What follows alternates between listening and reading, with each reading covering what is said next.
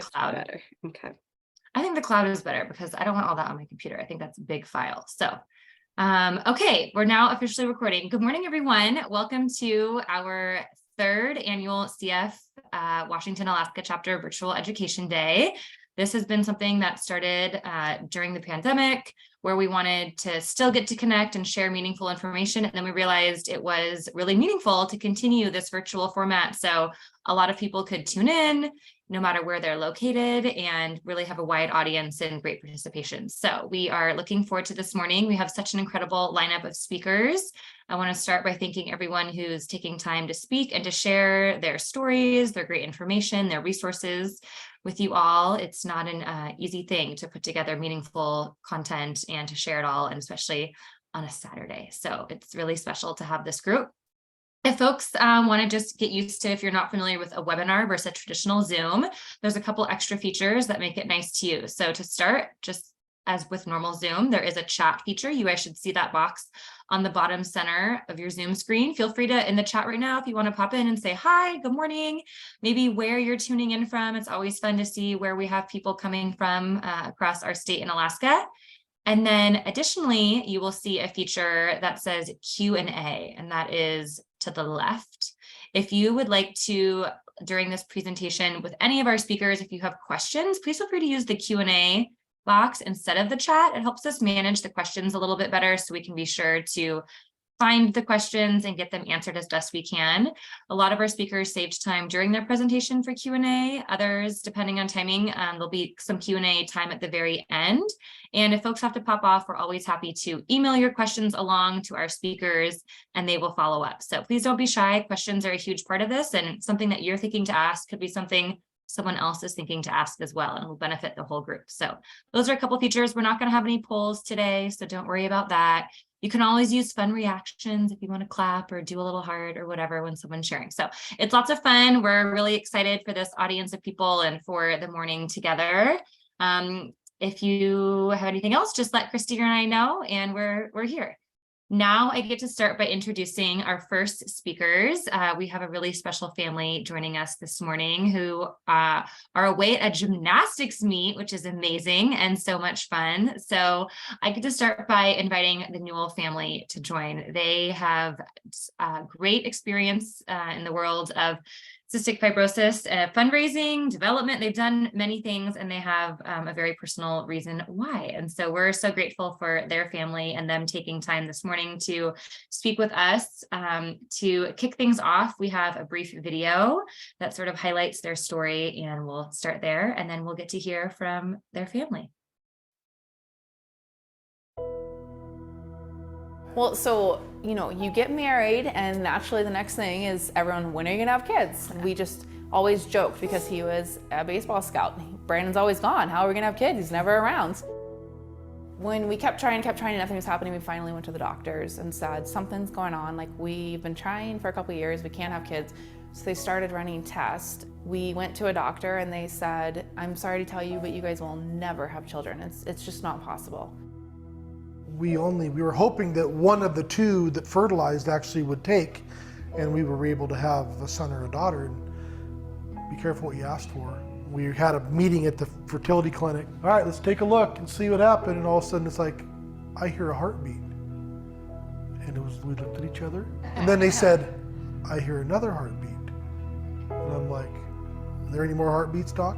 And he's like, no, that's it. And so yeah, we found out that day on November 4th, about 5 years ago. Yeah. That Faith and Kaylee were gonna be born. So. The moment that it hit me was the day she got diagnosed. And so when they said, oh, she has CF, I'm like, great, what is that? What does this mean? And then when the doctor started to explain everything to us, then it kind of hit me that, like, so you're telling me my kid's gonna die. I'm probably like a lot of guys, where I like to be able to control my environment as best I possibly can, and I have no control over this. But I am very, very proud of her, I guess, of how stubborn she is. It's fun to watch her fight this disease every day. Research is expensive. There's no easy way to say that.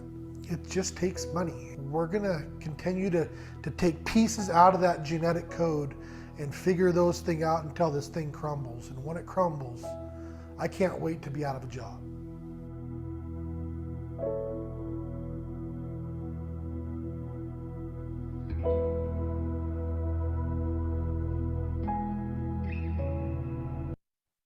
All right. Well, what a nice introduction to Rachel and Brandon and their family story, Faith and Kaylee. We are really grateful to get to hear from them to start our morning and sort of set the tone for today. So with that, thank you guys so much. And please go ahead and share.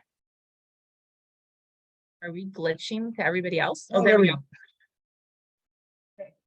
Yeah, thanks for having us. I'm Brandon. This is my wife, Rachel. This is one of our twin daughters, Faith. Kaylee's over here in the background. Say hi, Kaylee. Hi.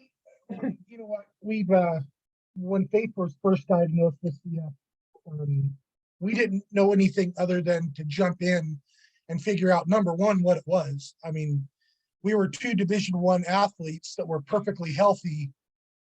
But how could we have a kid that has a fatal genetic disease? And we had no idea we were carriers at the time. So obviously we were pretty surprised. But the way that we decided to handle it was to jump in off the deep end. I quit my job, joined Cystic Fibrosis Canada as the Western Canada Fund Director or Fund Development Manager. Was lucky enough that Norma Beauchamp at the time was the CEO, and she's like, go do what you do. Go raise money. We'll figure out the rest. Rachel jumped in as the chapter president, and we just started fundraising. You know, I think that we feel very, very fortunate. There was a time a couple years ago that Faith's lung function got into the 70s, and we were pretty scared because we didn't know how to fix it. But then Trikafta came along, and what was it?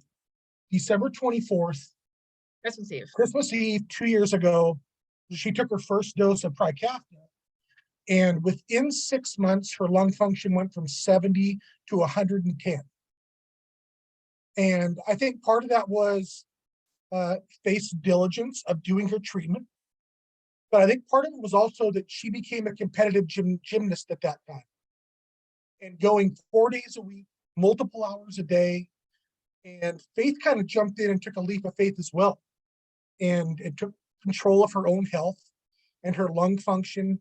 And yeah, I mean, the proof's in the pudding. We're sitting in Kennewick, Washington today in the state championships and Faith's competing in that. So we're very, very proud of her and our journey and all the work that the foundation has done to give her the opportunity that lots of kids and adults before her did not have.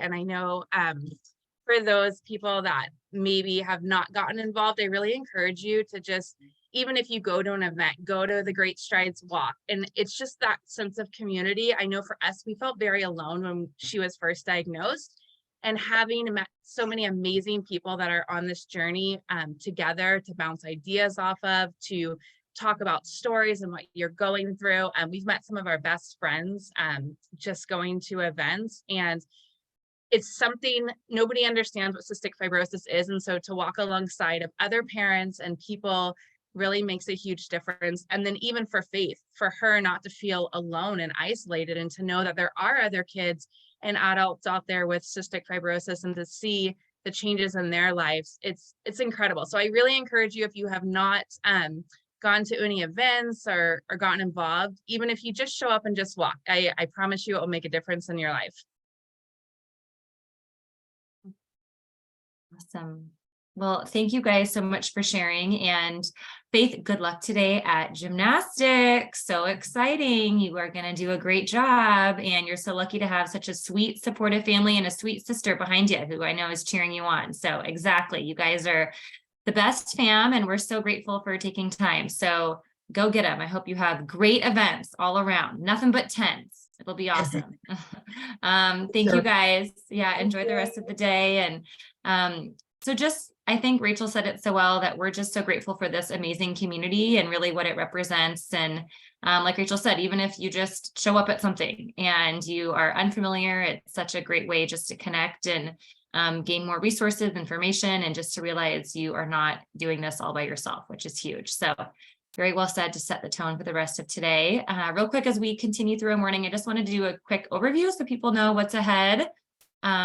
Look at this, pretty much right on schedule. I love when that works out. So we have Dr. Liu speaking on telehealth group therapy design for teens with CF at 10:15, followed by Carissa Kelly speaking on addressing body composition and cystic fibrosis. Then we'll hear from Katie with our Compass program, and Christy will talk about Great Strides and stair climbs, some of our events taking place this year that Rachel touched on. From there, we get to hear from Dr. Weinstock talking on exploring the path to a cure, an update on new studies in CF.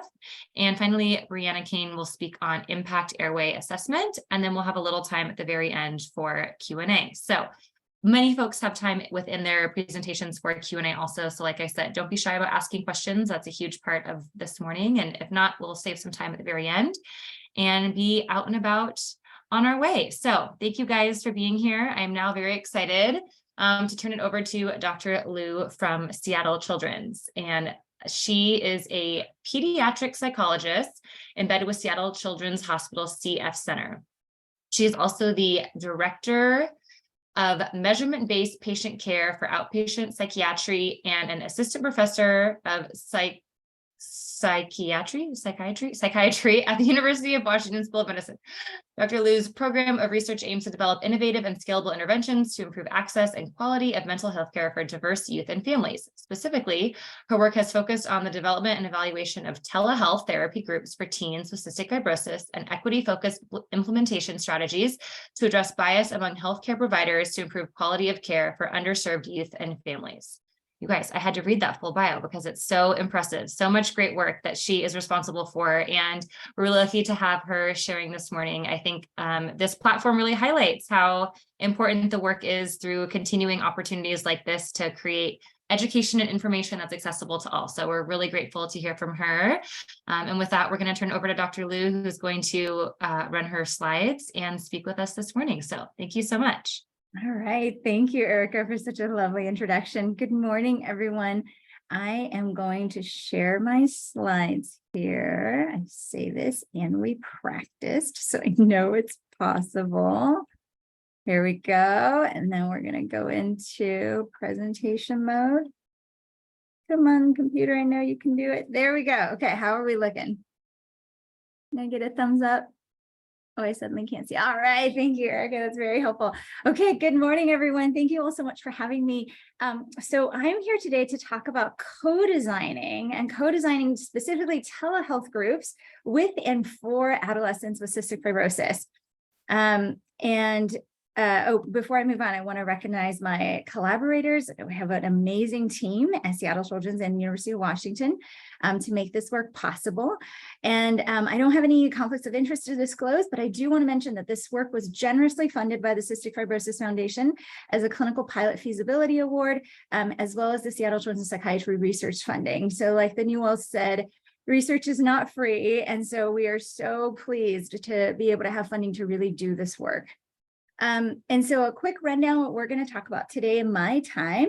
I'm going to quickly review the background of this work and why it's important. And then I'm going to get into the co-designing piece of how I actually developed the program alongside teens with CF. And then I will give you the highlights of the program itself. And the program, it's called Teens Acceptance and Commitment Therapy Involving Cystic Fibrosis, for the lovely acronym of TACTIC. I'm a big fan of acronyms, as you'll see. And then I'll tell you briefly about our randomized pilot feasibility trial, which we presented the preliminary results of at this past year's NACFC in 2022. And then we'll talk about future directions and next steps, which really is current steps because we are still working on the study. Okay, so a little bit of background. As I'm sure you all know, teens with CF are at increased risk for anxiety and depression. And acceptance and commitment therapy is a well-established, well-known therapy that's been previously shown to be successful for treating anxiety and depression in young people with chronic illness.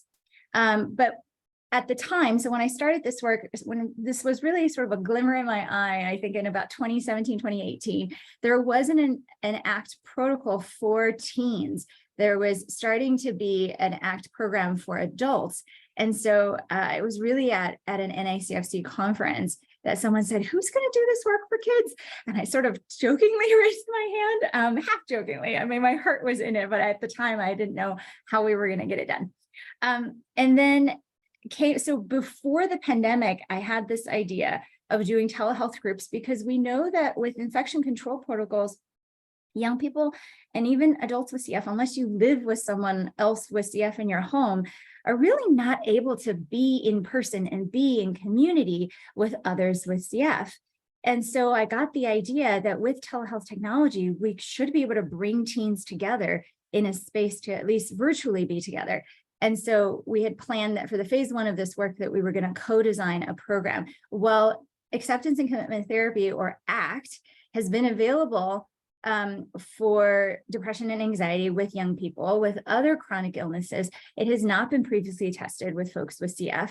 And so I really thought that we needed to do some redesign. And I knew that it was not something I could do in a vacuum by myself, and that it was crucially important to involve the voices of teens who are who would otherwise be together in community, who have real lived experience with CF. And then the second phase of the study was for us to conduct a small randomized control pilot feasibility trial. And what that means is I took the program that we co-designed with teens and that we've established, and I'll tell you a little more about how we did that in a little bit.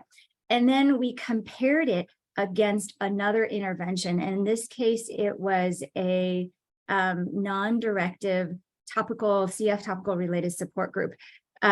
Because and this is how we do clinical research, right? Is that we have to, when we have a new program, we got to compare it against something else in order to know whether that program is better than what's already out there and whether it's worth our time. Okay, so first step was to co-design. And I got to say, this was just so much fun to be doing this work with teens with CF. And so what we did was I initially drafted a group protocol based on, so, I laid out kind of what the sessions will look like and had some ideas of the different kinds of activities we could do within each session to convey the skills that we were planning to teach based on what was already available in the literature. And then we consulted with experts in ACT, as well as experts who have extensive experience working with teens with CF to address mental health difficulties, and they gave their input. And so I had kind of a shell of a program. And then I convened a focus group, initially with 3 teens with CF, and I essentially ran the group by them. I sort of said, okay, so here's what's going to happen in the group, and then I'm going to show you an activity, and I want you to do it with me. And then we pause, and then they give me feedback on how they thought that activity went. And there's a set of standardized rating scales as well as just in the moment feedback. And I also asked the teens to tell me what they thought the point of the activity was. So I would get a sense of did that convey the appropriate teaching point? And that was very useful to immediately get some feedback on some of these activities were great and some of them were just flops. They didn't work, or the teens didn't like it, or they didn't get it, right? And so those we redesigned. And then we went back in with the new edits and did another round of focus groups, and this time with 4 teens with CF. And again, got feedback in that same standardized process. And these teens really put in work. They were with me for probably a total of about 6 to 7 hours. We convened 2-hour sessions over three different times.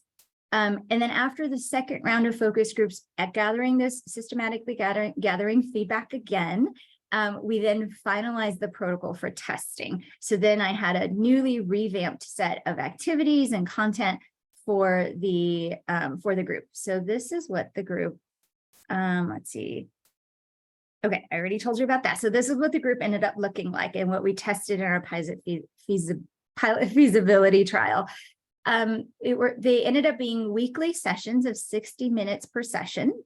So we met an hour a week, and each session began with an on-theme mindfulness exercise. When I say on theme, I mean the mindfulness exercise was tied to the topic of the day. And then we did homework check-in for practice. Each week they got home practice assignments for obviously from session 1 on. So we did homework check-in session 2 to 6. And then I would briefly introduce the topic, and then we jump right into our experiential activity. The reason that acceptance and commitment therapy is known by the acronym ACT as opposed to ACT is that it's really referring to the fact that acceptance commitment therapy, or ACT, is a active treatment. So when we used to do ACT in person, you know, even with adults, we would get up in the therapy space, we do different kinds of activities, we might have different metaphors that we have props that we're playing with. It's a very active experience. And so I do very little spieling. I try not to just talk at the kids and really get them engaged in an activity that then conveys the point of the skills or the lesson that we're trying to teach for that particular week. And then we assign home practice as well as some tracking. So for our study, we actually had the teens, we gave them the options of tracking by paper and pencil or using an app. And we didn't create our own app for the purpose of this particular study because I know there are colleagues out there who are preparing these kinds of apps. So we just used an existing app. And it was sort of two camps. So some of the teens were religiously tracking on their apps in terms of their home practice, and some of the teens wanted nothing to do with it, which I was not entirely surprised. But I was a little bit surprised at how many kids wanted to track. So that was great. And it's just a way of extending each session's content to help folks integrate it into their daily life. Okay, so this figure that you see on the right side of your screen, this is what we call the ACT hexaflex. And you don't need to really worry about that, but I put that picture here because these are the core tenets of ACT, of acceptance commitment therapy. And essentially what we did with the program is across the 6 sessions, recognizing that it's very brief, we attempted to cover all the principles because the idea is that for this opportunity of bringing teens together, we wanted to give them all the crucial foundational skills that they may be able to integrate and use in their life to manage depression and anxiety. And given that it's a brief 6-session program, we weren't expecting this to be the entirety of treatment that someone might need, but that this may be helpful for teens across the whole range, the whole spectrum of experiences for depression and anxiety. So it could be helpful for a teen who may just be starting to having some of those experiences, to teens who've really been struggling for a long time.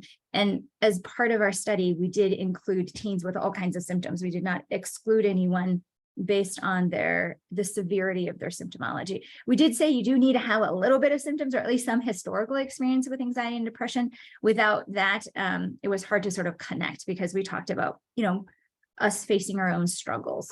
Okay, so across the 6 sessions, these were the topics that we covered, and I'm not going to reiterate them here because we're going to review each of them in turn. So this is kind of, I took some screenshots from our recording, but I'm only showing the windows for myself and our research coordinator, and this is Gracia, and Gracia did amazing things for us to keep the study going and organized. But you can imagine the rest of the Zoom screen where there may be, I think we would have had 4 more squares, but teens have their cameras on so we could see them, but obviously I have them blocked out for privacy purposes.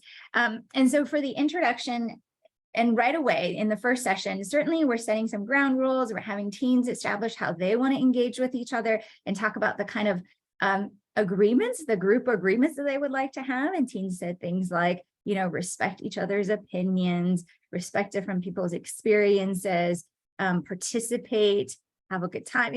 We interjected things like, the most important thing is really to enjoy each other and have fun. And then, folks obviously would be supportive. So it was all very lovely. They established their own rules.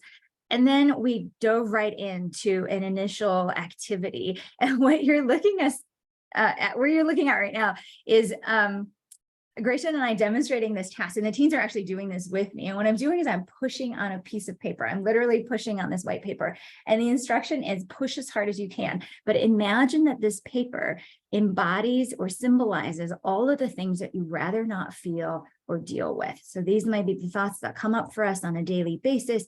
It might be insecurities. It might be self-doubt. It might be for the teens or struggle with CF. It might be stresses with school or friends or family. It could be any number of things, but it's sort of or it might be the struggle with anxiety or depression itself, right? All the things that we don't want to feel. And so we instructed the teens to push on the paper as hard as they can. And then once you start sort of getting tired and sore, we're asking folks how they feel and whether they think they can continue to push and struggle in this way and still engage in their daily activities, or still engage with people that they love, or still do things that they want to be doing that has meaning to them in their lives. And, you know, our teen who came off mute to be the demonstrator quickly said, like, no, I can't do any of these things. Can I stop now? And then we said, okay, everybody, you can stop now. Now, this time we're going to ask you to just put that piece of paper on your lap. And the demonstration here is to say, the struggle has not gone away, right? The things that we struggle with every day, whether it's fitting in time to do or treatments, or, you know, figuring out how to disclose this information to friends or significant others, or the simple experience, not simple, but I'm trying to make it simple, but the idea that, you know, we all have anxiety, or we all have down days that we're struggling with, that they can still be there. That piece of white paper, all the things that it represents, it can sit on your lap. You can take it with you. You can put it in your backpack. You can hold it close. You can make space for it, and you don't have to struggle with it, and still get to do the things you love to do, and still get to, you know, be with your family and the people that you care about, and still get to invest time in the things that give you meaning. And so that's how we kick off the entire program. And that really is the essence of ACT in and of itself, is that when we talk about the skills that they're going to learn and develop in the upcoming sessions, it's really all based on this idea about how do we drop the struggle? How do we be with some of the things that we cannot change and still head towards what we care about?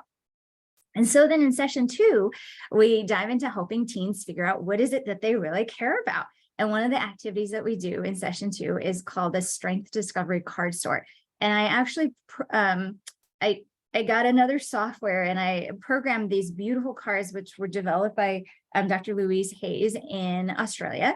And these are ACT-oriented value cards. And I had the cards programmed into this software so that the teens could sort it digitally. And I think they were able to do it on their phone, but it's a little bit better on a tablet. And so then they were given some time in session to sort these cards and decide what was most important to them. And they were asked to pick their top 5 and then put the one that's most important to them on the very, very top of that list. And then everyone was asked to take a screenshot of that, the top one, and to either save it to the background of their phone or their computer so that it could be a constant reminder as we continue in group that that's the value that they're working on. That's the value they're working to cultivate. And once we help people identify their values, we then move into this activity, committed action. And the idea of committed action is that how do we point our feet in the direction of our values and walk, right? Despite all the things that come up in our daily lives, despite the curveballs that we get. And, you know, for our teens, it may mean, you know, getting sick or having another exacerbation or needing to be hospitalized. But how do we continue to make, however small necessary, how do we continue to take steps in the direction of our values? And the example here might be if the thing that we value is, for example, compassion or creativity, how do we engage in activities that are consistent with those values on a daily basis? And a teen may have come up with, you know, if I value creativity, I'm going to do a little bit of my art every single day. Even if I don't feel like it, it's the act of doing. And we know from the research literature that the act of doing is actually really helpful to break people out of cycles of depression and anxiety. What you're seeing on the screen here in the video windows is my postdoc and myself in the middle of this activity called Inside Out. And what we're doing is putting our internal fears and thoughts on these little sticky notes, and the teens all did this with us. And I was so impressed with everyone's courage. And the idea here is we're going to do something vulnerable, and this is going to feel vulnerable. And so we not only put the stickies on, you know, wrote our internal fears on the stickies, we held it up to the camera to make sure somebody was able to see them. And as soon as we were acknowledged, we then put the stickies back on ourselves.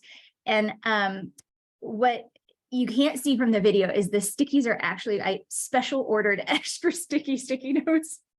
And we did that because after we put all of this on, we asked the teens to sort of sit with this for a moment. And then we jumped into an activity that is related to this. It's called Shake It Off. So I turned on a 30-second soundtrack of Taylor Swift's Shake It Off. And then we all got up in our seats and we were just jumping like mad people. But it was so much fun. And it was so much fun to see the teens do this with me. And then, the idea is to see, let's see what's still around.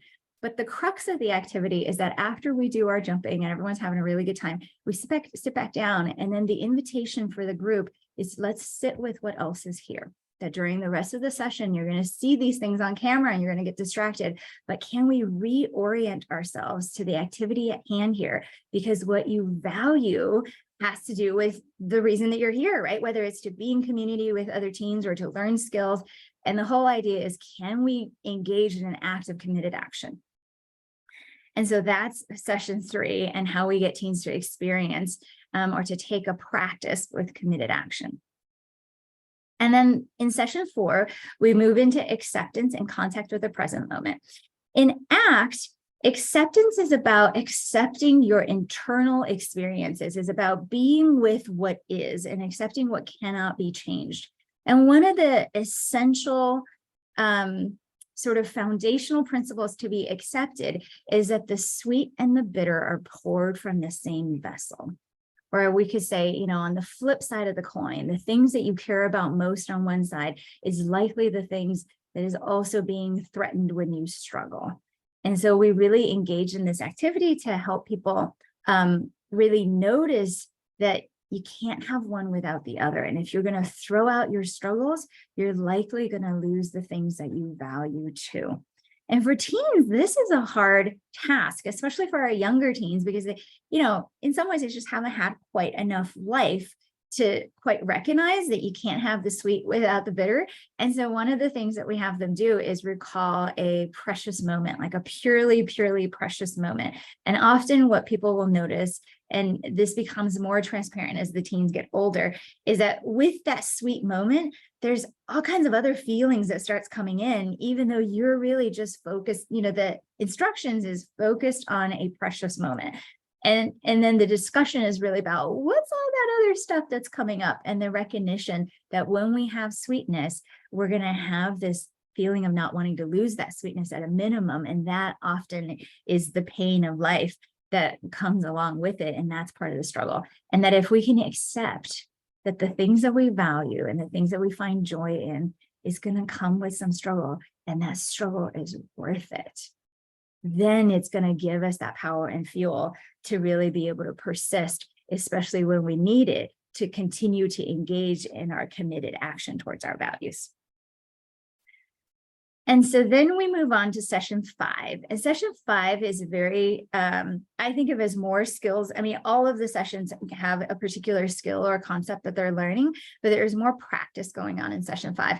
And session 5 is on the topic of diffusion. And this is a made up word in ACT, and it means to not fuse. And what fuse is referring to here is the phenomenon that all of us sometimes can get really stuck in our thoughts.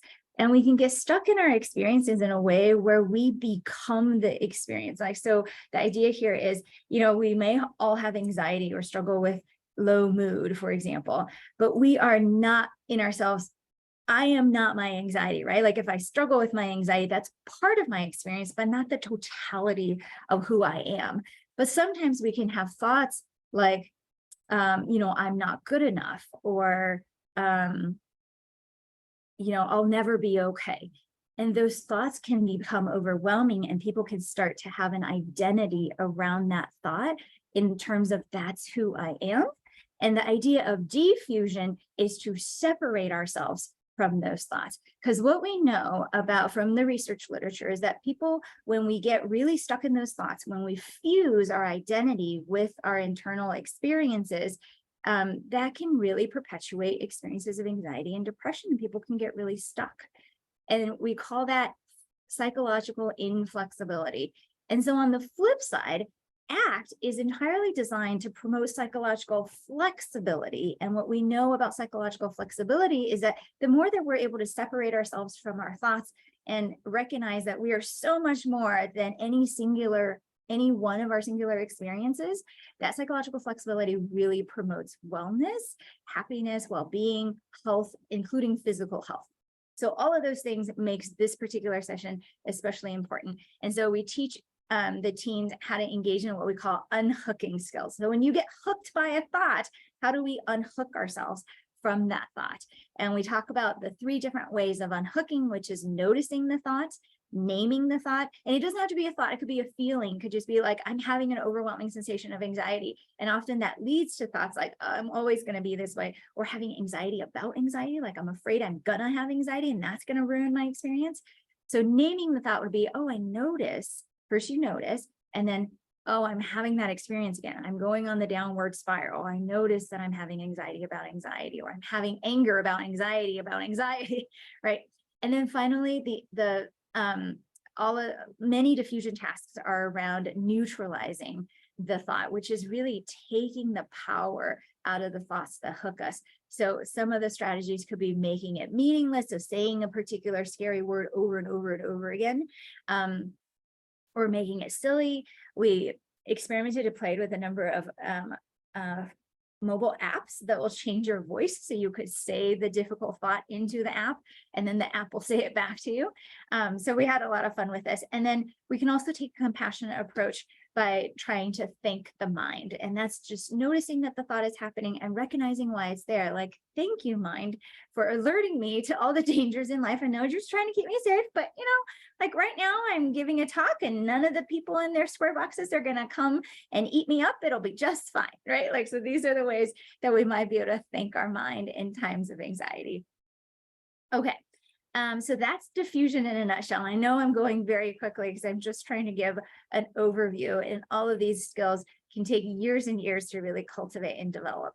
And finally, this is self as context. I will say the disclaimer here, self as context is the most difficult skill to explain, though, typically I have more time and so I usually demonstrate it. But the idea here again is to help teens recognize that they are not themselves, as their whole identity, any singular experience, meaning, their anxiety does not make them who they are. There is not the totality of who they are.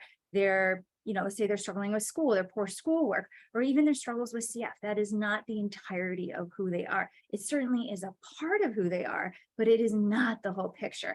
And the idea here, again, to promote psychological flexibility is to help teens see that they themselves, have so much more to offer and can think about themselves in different ways in different contexts and situations. So to do this, we ask teens to tell the story of their life. So the exercise here that they get is, the instructions they get is, please tell the story, tell a true story of your life. And they get only about 2 to 3 minutes to sort of write this. And then we go around and share. And then if they haven't, and then once they've shared, they don't know that this is going to happen, but once they've shared, I say to them, okay, now you're going to tell a completely different story, but still true story of your life. And we do this 2 or 3 times. And then at some point I say, if you haven't already, and at this point, usually most of the teens have, but if they haven't, I say, please feel free to integrate CF into your story if you haven't already done so. And this was just the most brilliant exercise. And it created this beautiful opportunity for teens to tell their CF story. And these were some of the things that I got. And I wanted to share some of our teens' voices. So, obviously I don't have their voice recorded to share with their permission. So I'm going to just read their quotes. One person said, I sometimes wonder what my life would be like without CF. And another teen poignantly wrote, my curious mind was never the same after typing CF life expectancy and hitting enter. And of course, we had an opportunity to then talk about these stories and the impact of these stories and what it was like to hear other people's stories and to really get a chance to be together in this way.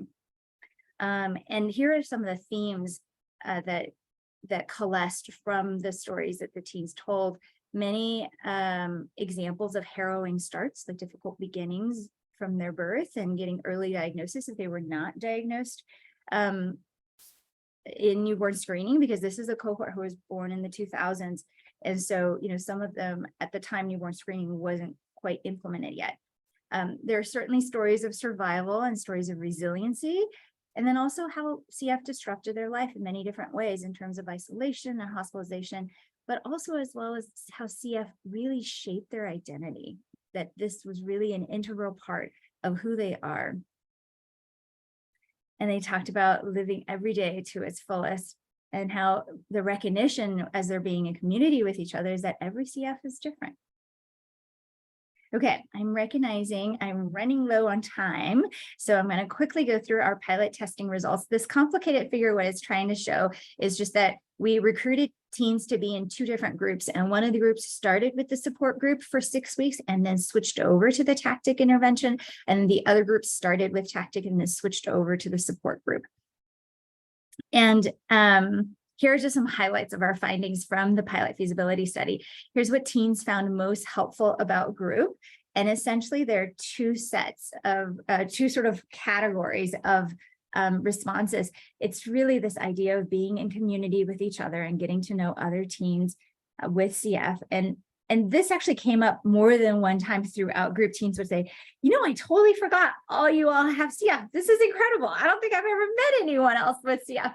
You know, just how much they reveled in that and how fun that was, quite obviously, to be in the room with each other, even virtually. And then the other piece of it was that teens did talk about the skills themselves and how finding the skills to be useful.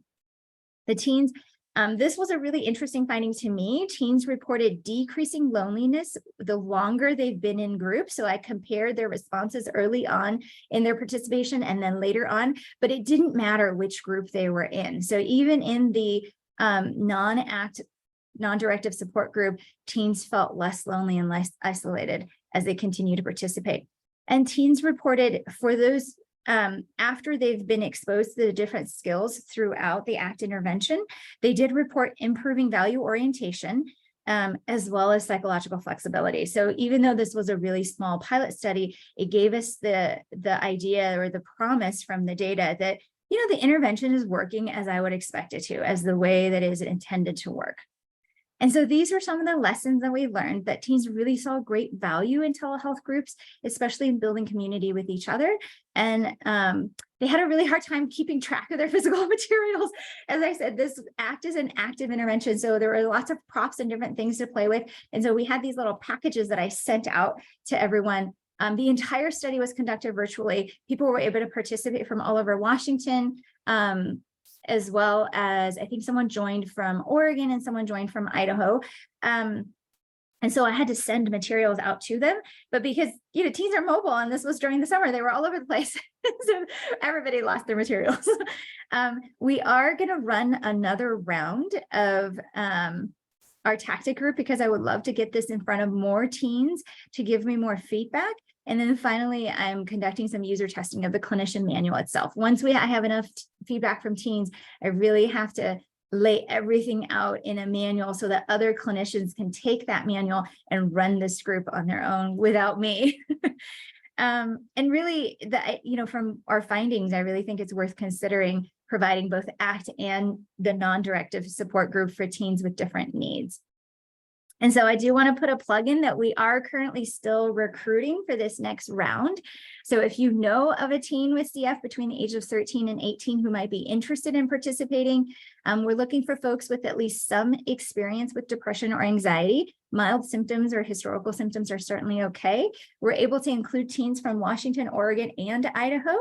And their participation is entirely remote. So if they have some kind of equipment difficulty or they're they don't have the right telehealth equipment, we are able to send it to them. This time we're only running the intervention group, so we're planning to just do it for 6 weeks. So they'll be in the whole study for probably about 10 weeks with a longer term follow-up. That's just a survey, and they can earn up to $200. So the little QR code here will let you pull up this email address to send us any interest if you might have it.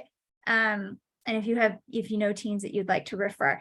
And then I just want to say thank you to all of not only to my team, but to all the teens who really gave their time and their input to participate in this study. This would not be possible without them. And this is who it's designed for. So it's quintessential that they're part of all of this and continuing to give me feedback all along the way on how they would like this intervention to be. And I don't know if we have just a minute for question or if we don't. Wow, Dr. Liu, this is incredible. I think what an impactful the work that you're doing. And I see so many great positive encouragements in the chat. So if you have time later, definitely peek at the chat. Lots of people are in awe of the work you're doing and how impressive it is. And let's see, there is one question in the chat. Someone says, could you possibly include California in that area of concern for teens? So just wondering about expanding inclusion of this or what could be possible. Yes, I really wish I could. So the reason that we're able to include Idaho and Oregon is that both of those states have temporary licensure agreements where I could get a temporary psychologist license for this very specific practice. In this case, it's just doing the intervention within the study. California's process is much more difficult, and that is the barrier. But I would love to find some collaborators. So if I could get a collaborator in California to deliver the intervention, then yes, we will one day be able to do that. My hope is to really get the study wrapped up and get the manual out there, so then it's available. Once we have enough evidence that this is benefiting teens, especially in terms of their depression and anxiety, I would just make the manual available in forums like NACFC and let other clinicians take it so that they can run it and deliver it. That's so impressive. That was going to be my follow-up question, is just what's next? Because I think this is so incredible. I know a lot of us, even who in the chat, were commenting and myself taking notes about how this is impactful, even if you don't have cystic fibrosis. And so just to think of, for those who are and have a lot more that they're managing, and a lot more kind of with that paper model that you talked about at the beginning, that sort of they're holding on to and struggling with, how incredible this work really must be for them. So congratulations on just an incredible amount of research so far, and on this great group that, like you said, volunteered their time and participated. And so yes, please, anyone who's listening in, if there are folks that you know, teens that might benefit, we would love to get them included. So please feel free, and we can, again, this is recorded so people can log in and look and get this information. And I don't know, Dr. Lou, if you want to pop in the chat maybe too, that maybe email link, and so folks can follow up that way too and reach out. But this is really exciting and incredible work. So thank you so much. And we look forward to hearing how it goes and what's next, and hopefully at NACFC in 2023 or 2024, things are out there and materials are just spreading and growing. So please keep us up to speed, and we'll keep reaching out. Absolutely. Thank you. Thank you so much. Wow, what a great start to the morning, a busy and impactful Saturday, that is for sure. So thank you so much, Dr. Lou. Next on our speaker lineup, we have Carissa Cully from UW Medicine, and she will be speaking this morning on addressing body composition and cystic fibrosis. Carissa Cully is a registered dietitian, originally from the Pacific Northwest, who studied in Washington State and Colorado before starting her career as a healthcare professional. Carissa initially specialized in oncology, which was a helpful step before moving into bone marrow transplant and solid organ transplant for hospitalized patients. Those early years shaped a patient-centered practice with the primary goal of prioritizing patient preferences and opening dietary opportunities for people during complex moments in life. After a rewarding period with organ transplant, Carissa accepted an opportunity to also work with the cystic fibrosis population at UW Medical Center. CF has been an amazing experience that affords an opportunity to connect with people on a regular basis to best serve their individualized needs. Outside of the clinic, you can find Carissa climbing rocks, both inside and outside, hunting for fresh powder in the Cascades, and crabbing in the Puget Sound with her family and friends. A dearly held mantra of hers is, "There's always room for cookies." I love that. I think we all could use a cookie for this little session as well. So thank you so much, Carissa, for joining us. We're so excited to hear about what you are sharing today. And again, everyone, if you have questions, please use that Q&A box, and feel free to comment and share things in the chat as well. So with that, I will turn it over to Carissa. Awesome. Thank you so much for the introduction, Erica. It's good to be here, everybody. I'm excited to talk today and very grateful to have the opportunity to talk about a subject that I'm quite passionate about. It's been fun to learn about as I've come into the cystic fibrosis community. So let me go ahead and share my screen. Hopefully it's the right one. This one. And start off here. So I selected the topic today because as I went to the NACFC, there was a lot of discussion about body composition, and it's something that I've been interested in as well from the previous populations I've worked with. And I thought that it was something that people could take action on for themselves and take ownership of something in their life that they, in a circumstance where they otherwise might not have much control. So let's get into it a little bit. I'll be sensitive about the time as well. So just for frame of reference, there's two different types of tissue when we talk about body composition primarily. First one being your lean body mass, and that includes all of your muscles, both your volitional and non-volitional muscles. So everything that you can flex from your biceps to your quadriceps to all the smooth muscle, from your heart beating to your digestive system moving. This is called the lean body mass. And then everything else is pretty much your fat mass. And there's a couple different types of fat mass. First one being your subcutaneous fat, which just actually means underneath the skin. So that's all the pinchable fat that you can grab on your arms, other parts of your body. And then there's the visceral fat. That one's the one that accumulates mostly in the abdomen, and that one's present usually in people with obesity and larger BMIs. Fat that collects on the organs and then in the muscle tissue as well is also known as ectopic fat. So when we bring up these talking points throughout the presentation, this is kind of what I'll be referring to as the lean mass versus fat mass in different ratios and whatnot. So there's a couple different methods that we can use to measure your body composition. The first one is a gold standard, which is a DEXA scan. Everybody should be pretty familiar with this. It's a X-ray that we take of your entire body. Most cystic fibrosis patients do it about every 5 years to monitor your bone density. And it can also show you a very accurate picture of your total body composition, from your bones to your muscle tissue and your fat tissue.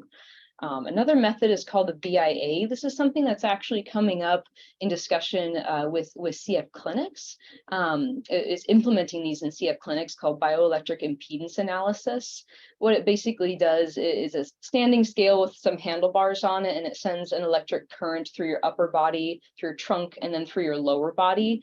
And depending on how quickly that current moves through your body, it will assess your muscle tissue. The quicker the current moves, the higher muscle tissue you have, because water is a great conductor of electricity. So slower the electricity moves, the more fat tissue you'll have. I've done it before in research in school, and you can't really feel, it's not like a shock or anything, but it's pretty sensitive depending on the type of machine that you're using. There's lots of different varieties out there. So an exciting and very helpful method. Another one is the BOD-POD, or body plethysmography. That one measures air displacement, and have a photo of it here. It's very similar to hydrostatic weighing or underwater weighing. Hydrostatic weighting is used a lot in research or for sports teams. It's a little bit less sensitive than the BOD-POD, and in a way, it looks at how buoyant you are to determine how much lean to fat mass you have. And then a least sensitive method would be the skin caliper method. Some people might be familiar with these if they've been used in your clinics before. It can be sensitive, but the variability depends on how many sites you assess on the body. There's a lot of different places you can take a subcutaneous assessment, and then how accurate the technician or the clinician is who's taking the measurement. They need to have a lot of hours of practice under it, and if it's being done on you, then the technician probably has quite a lot of experience. One thing it doesn't really account for is any of that visceral fat that we talked about, which is deep inside of the abdomen. You can't actually pinch that and take a metric of it. So except for DEXA, all of these can be a little less accurate if you have any fluid retention. For example, for the BIA, if you have a full bladder and you're taking a BIA on the scale, it will actually show you that you have a higher lean mass ratio on your lower extremity because you have more water held inside of your bladder, so that electric current is going to go through more quickly. So there's ways that we can control these metrics or these interferences so that we can make these tests a little bit more accurate.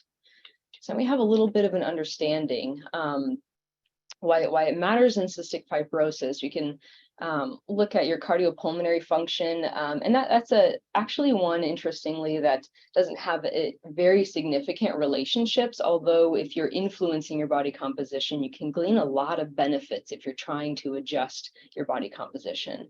I wanted to talk about things that were more relevant in the CF community. There's so many different discussion points we can have with regard to body composition, but I thought it'd be helpful to address some of the coexisting illnesses that can come along with CF, because there's actually some action items we can take for all these. So osteoporosis, it can help understanding your body composition, knowing what your ratios are, can help predict your risk factors for osteoporosis. With diabetes being multifactorial in cystic fibrosis, body composition can help you consider influencing factors like insulin resistance. So we could talk about that a little bit. And then weight management, definitely something important to consider with CF. We've used BMI a lot for a very long time to track disease severity. Using body composition is another way to identify some more high-risk patients, but it's also something to consider in light of our new modulars we have. People are at very healthy BMIs or sometimes gaining quite a bit of weight, and influencing your body composition can help a lot with weight management on both ends of that spectrum. So we're going to get to talk about a lot of these in more detail, and I'll structure it by sort of talking about the research of each of these topics and then bookending it with the things that you can do, the action items you can take. So we'll start off with your cardiopulmonary function. Overall, the big picture with body composition and cardiopulmonary function is that people with a higher lean mass have better lung function and fewer exacerbations than people with lower lean mass. So that's the more muscle tissue you have, the better off you'll be from a lung and a heart perspective. So I had the chance to review quite a bit of literature discussing how changes in body composition affect lung and heart health. And the implicit common denominator was for every interventional study was exercise. So that's taken into consideration, knowing that the effect that you're having on your lung and heart is because of an exercise intervention. And then when we look at just a snapshot of the relationship, we do see a couple of correlations. So BMI, when we look at this again, has long been correlated with lung function, like we talked about, but we do see this hidden loss of lean mass in some people with a low end of normal BMI. So there sometimes can be a discrepancy if you say, okay, my BMI is kind of hanging around that 18.5, 19, but my lung function is much lower than the percent predicted. It could be attributed to a hidden loss of lean mass, where you can have up to 30% decrease in your lean body mass. And that discrepancy could account for it, or could explain why your FEV1 or et cetera is lower than predicted given your BMI.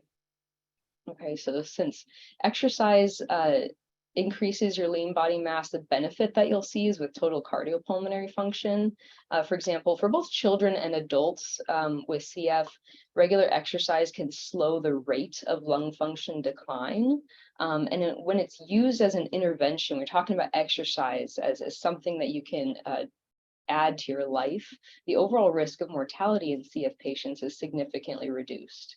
And then another excellent another excellent benefit that we see from regular exercise as a habit is increasing your VO2 max and your exercise endurance, which means you can stay active for longer periods. And that's not just with the activity that you're trying to do. Well, if you are a patient and you're involved with a lot of sports, doing complementary exercises to help out your performance in anything that you're trying to do as a hobby or with sport, is just going to improve your performance overall.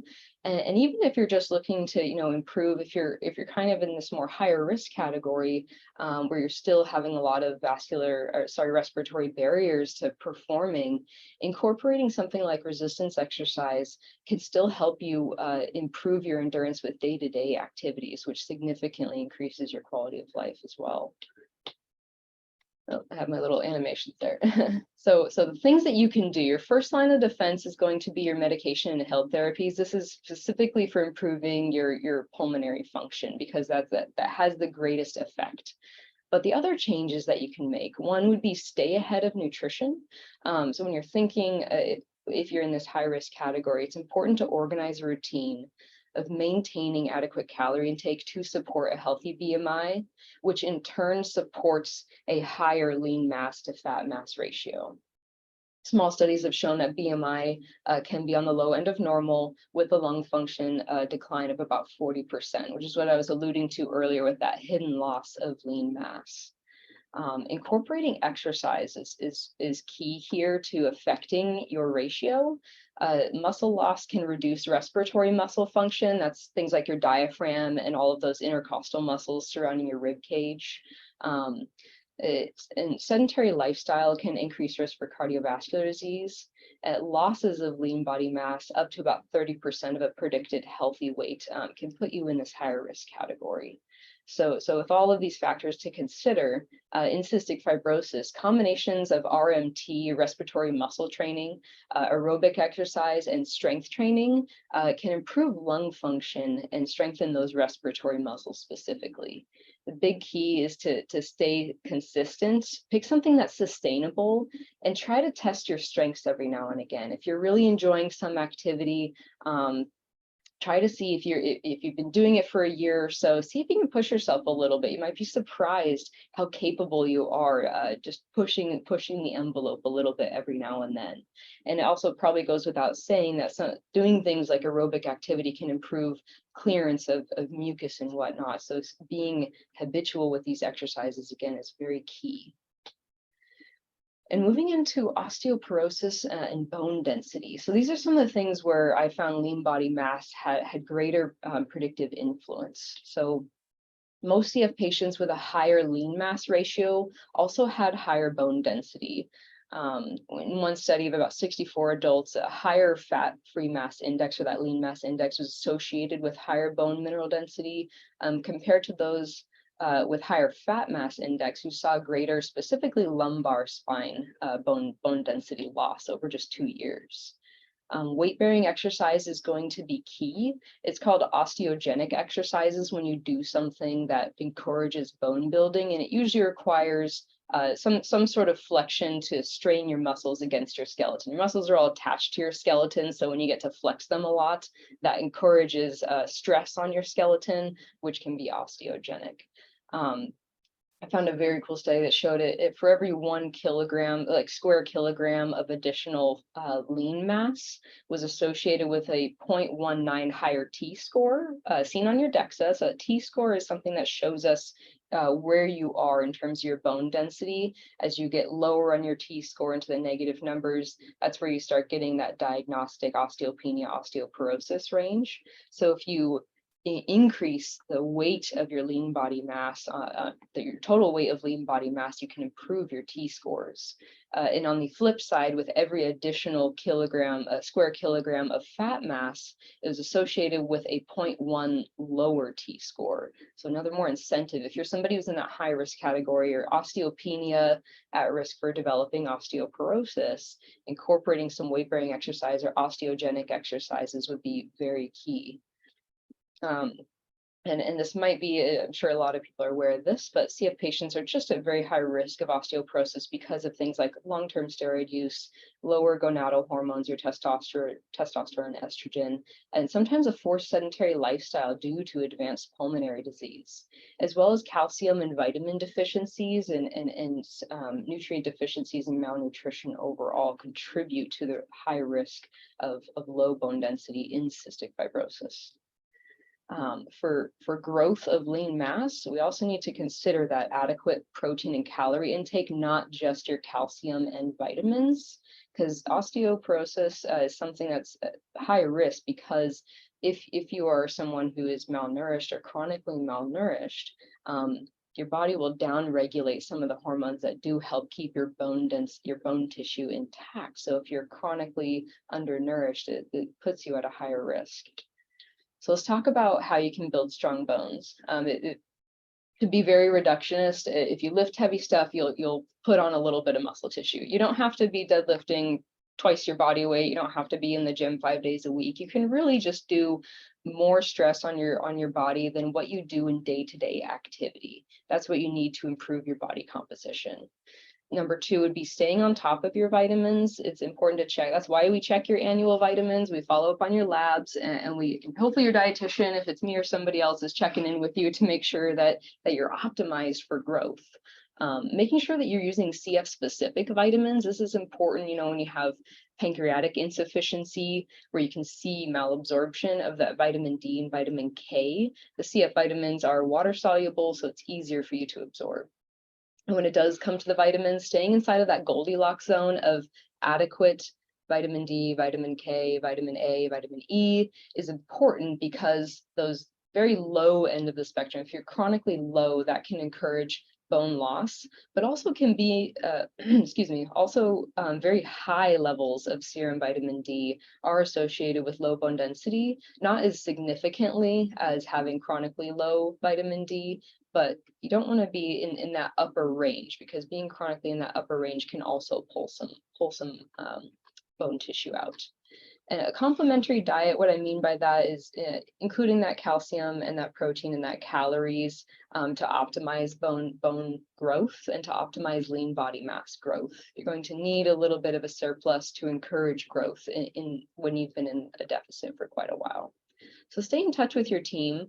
If you are somebody who is already kind of in the osteoporosis or osteopenia category, it might be helpful to have an endocrinology referral. If you don't already, that's going to be somebody, an endocrinologist will help you do medication management for advanced bone loss diseases.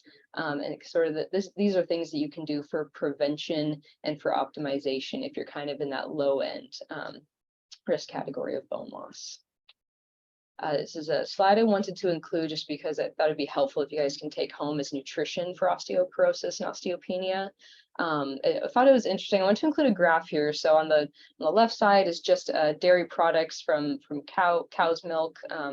And then the middle is dairy alternatives. So these vegetarian, vegan alternatives or lactose-free alternatives, and then all other foods that are not dairy or dairy alternatives. These are the dairy product and the dairy alternatives are best for absorption. Your gut likes to absorb the calcium from these foods because the calcium exists in a food matrix.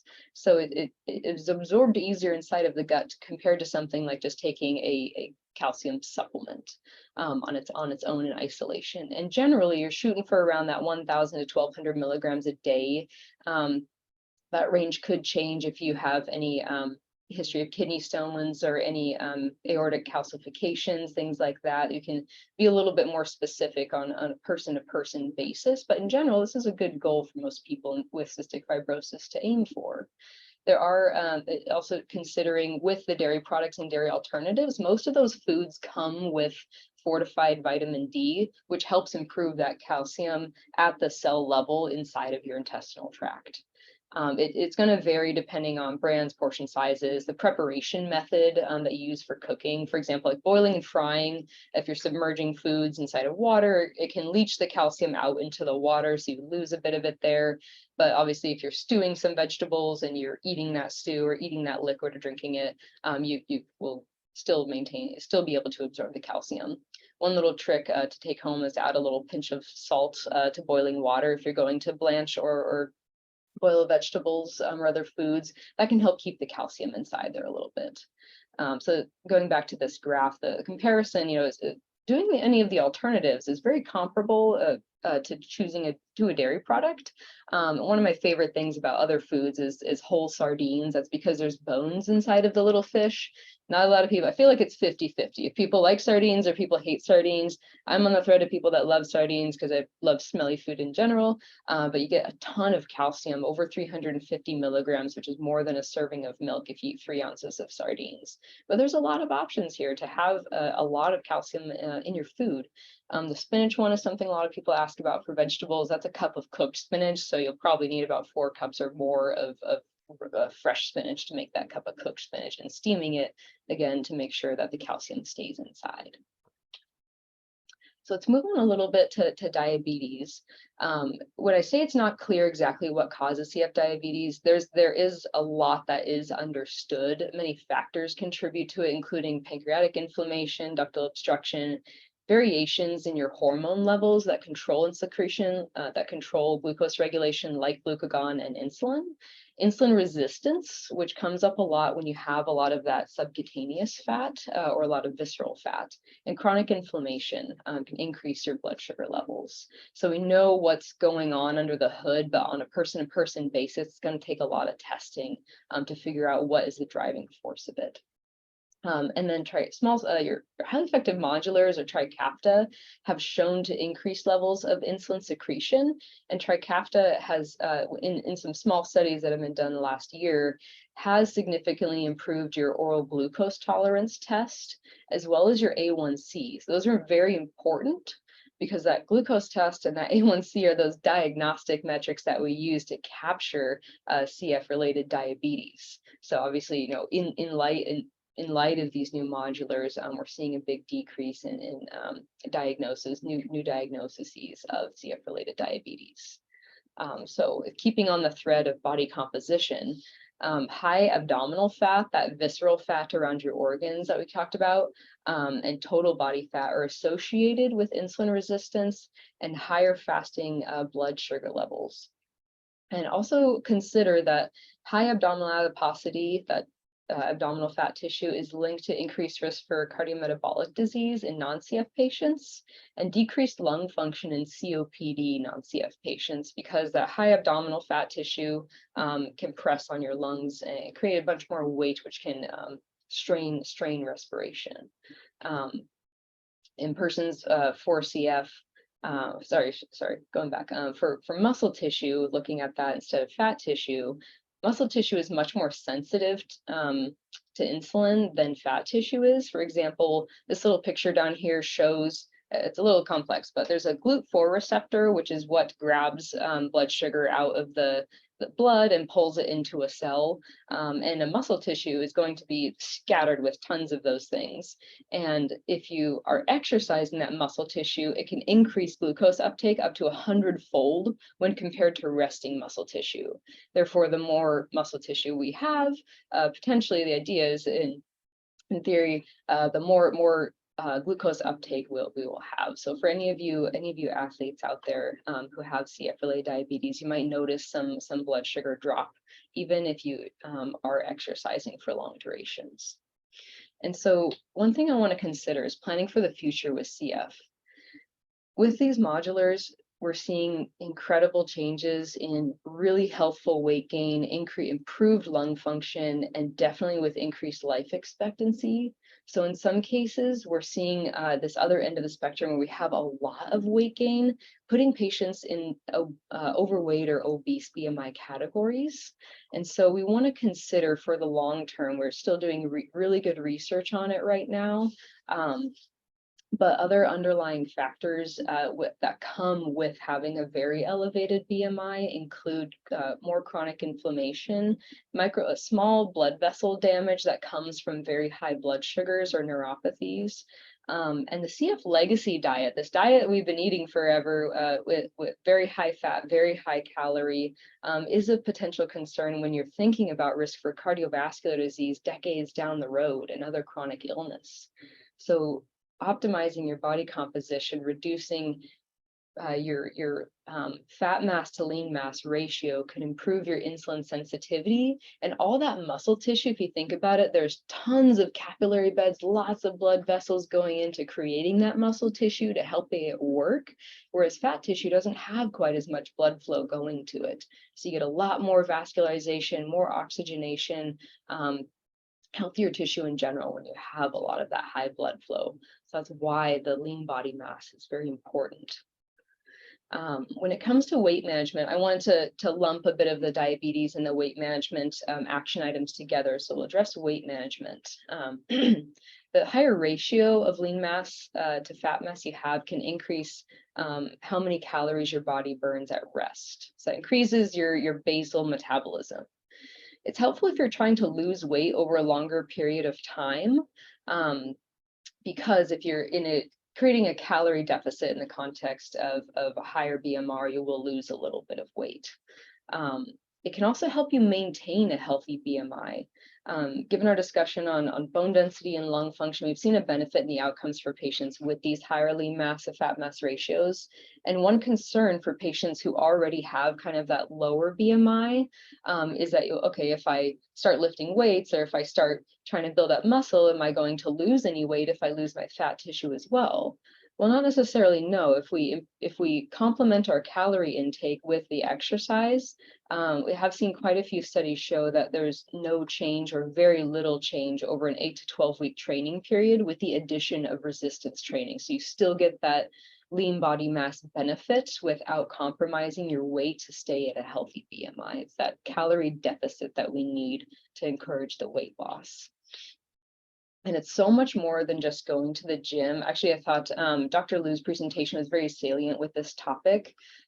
Making a meaningful difference in your body composition, it helps you build a routine that's sustainable and gives you a lot of self-efficacy. If you look back on the hours put into a gym or joining a community of people who are doing outdoor activity to help improve just movement on a day-to-day basis, you get a sense of pride and a sense of stability from maintaining a simple routine for a long time. And I thought Dr. Liu's section on committed action, the act of doing things, breaking a cycle, is where exercise can be implemented into mental health management for depression and anxiety. It's a fantastic way to sort of break out of your cycle if you're able to introduce a new variable. Staying consistent with this movement can help you build new communities and relationships. This is a picture of the Seattle Acro Yoga community. It's a very fun group, very chill, and there's obviously a lot of upper body work going on here, pushing, pulling, and core balance and whatnot. So it doesn't have to be going to the gym 3 or 4 or 5 days a week doing something you don't really like. There's a lot of different ways that you can improve your body composition and stress your skeleton again, and increase your lean body mass without having to just go to the gym. And the personal growth isn't the only win when it comes to exercise. There's even some studies that have looked at, have shown us that there's a lot of poor body image when it comes to cystic fibrosis, people with cystic fibrosis. And a very important outcome that I thought I saw in the literature review was a few studies on some teens and young adults who improved their quality of life and overall body image scores after they had a 8 to 12 week period of exercise interventions. There's so many more benefits than just the weight and just the bone tissue that we see from incorporating this exercise. So the overall recommendation, what you can do for a simple framework, do any movement. It's way better than doing nothing, and shoot for about 30 to 60 minutes every day.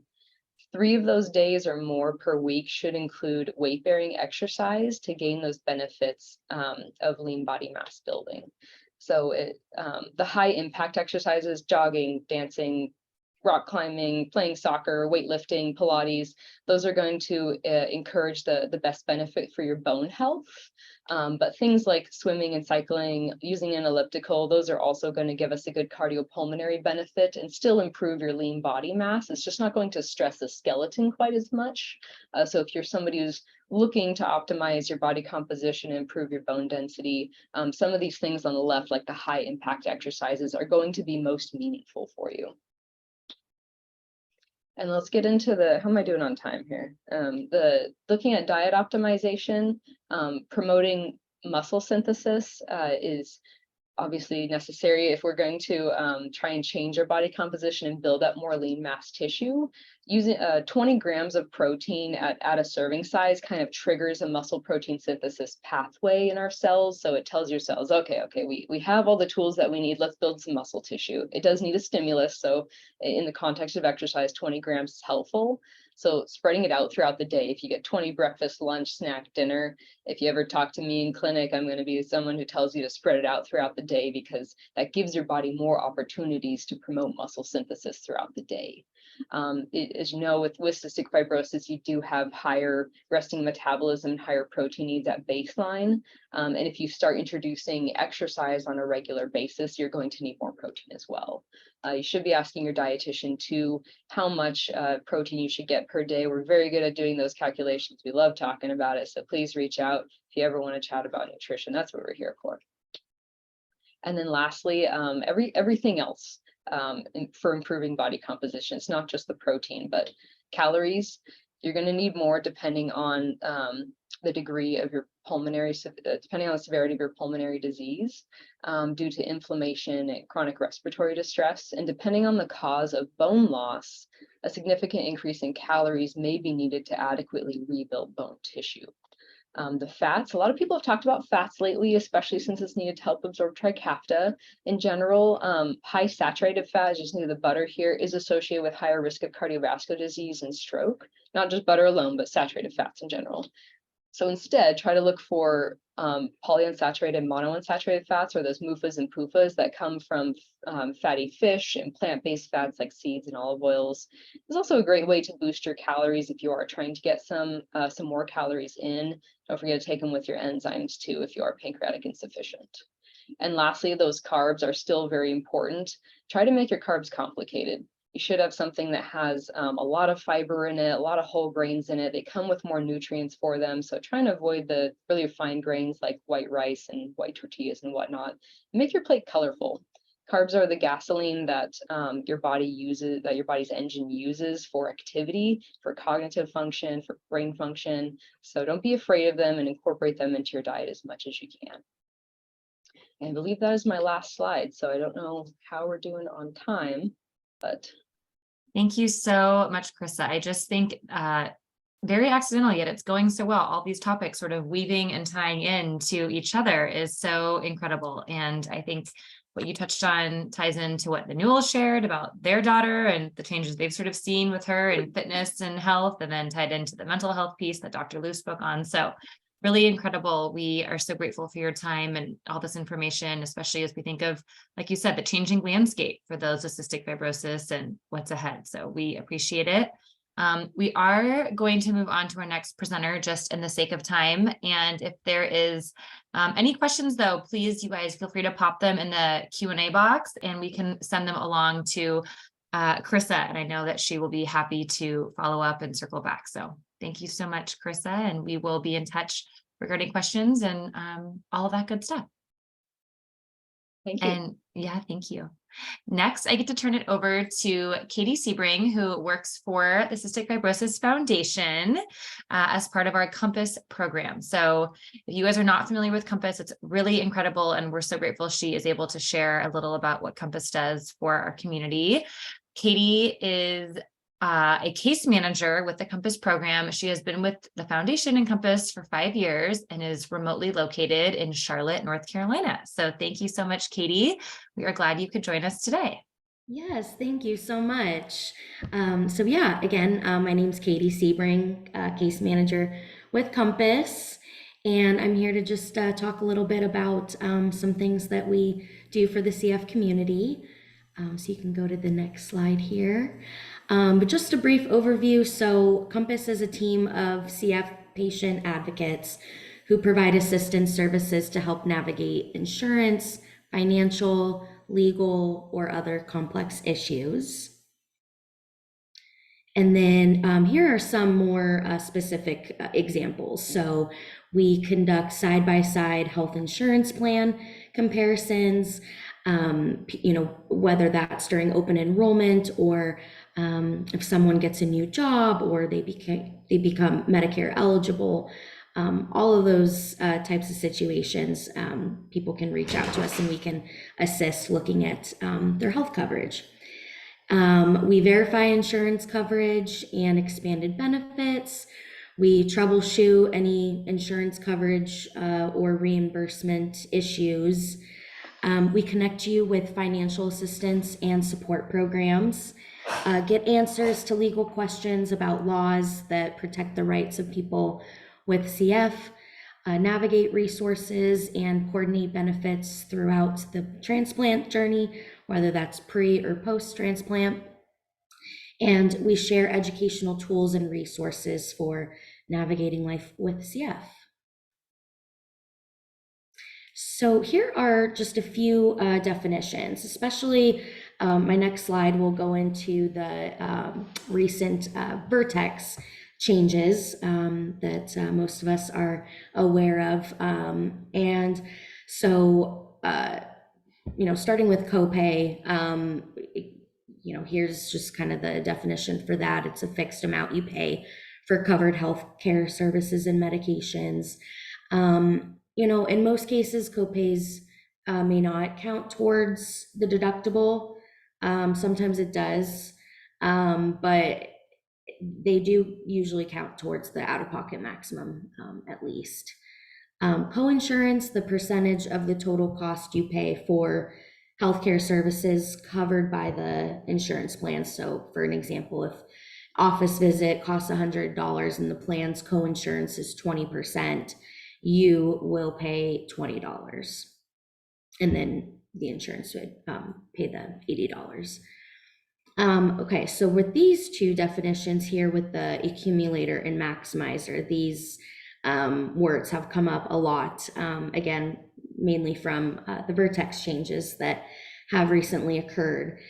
So an accumulator, it's usually referred to as a coupon adjustment or benefit plan protection or out-of-pocket protection. So it's an insurance program where the copay assistance dollars from, that whether that's Vertex, the manufacturer, or a nonprofit copay assistance like Healthwell Foundation, that assistance does not count towards deductible and out-of-pocket. And then a maximizer, some well-known ones would be like Save on SP, Prudent RX. They are a copay program or an insurance program where the maximum value of a manufacturer's copay assistance is spread evenly to your copay throughout the year.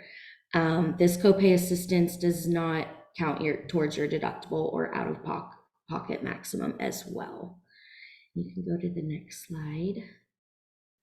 So just again, wanted to bring up accumulator and maximizers today because I know, a lot of people still have questions. They may not have any idea if their plan has an accumulator or maximizer in place.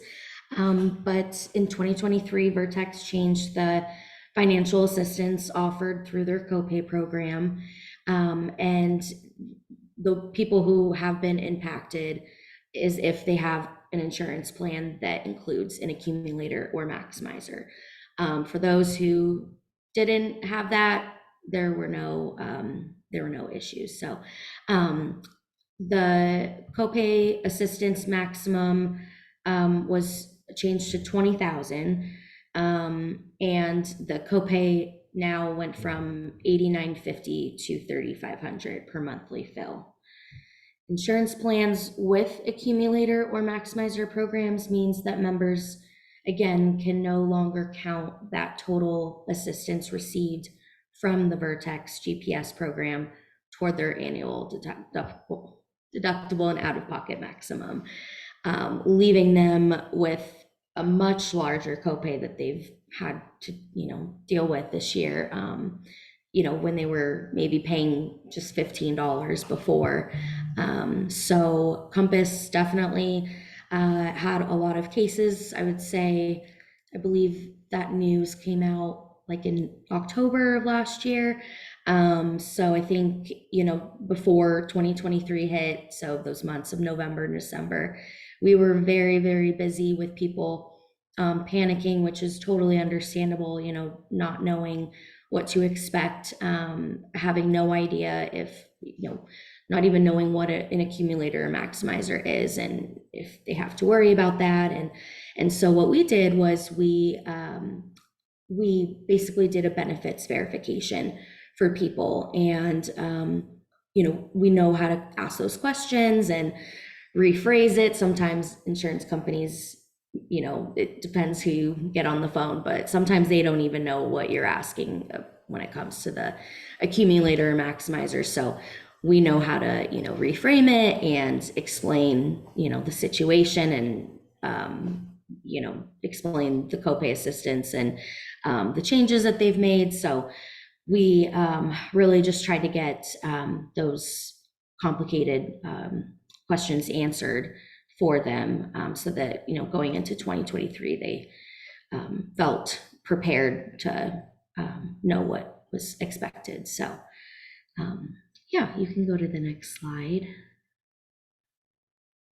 So here's just a little chart. Now I know that, so at the bottom, you'll see as little as 0. You know, that does depend again on the insurance company. So for instance, in my experience, and I think most case managers' experience, having a maximizer wasn't as much of an issue as having an accumulator. Usually when there's a maximizer program in place, they do adjust it where a person with CF's copay is $0. So again, it just really depends on that whole accumulator maximizer mess that some people experience. And then again, if the insurance plan does not include a copay adjustment program, they still receive up to $89.50, where it was $3,500 for those who were affected by a copay adjustment program. You can go to the next slide. Oh, so these are just some helpful links. These are all on cff.org.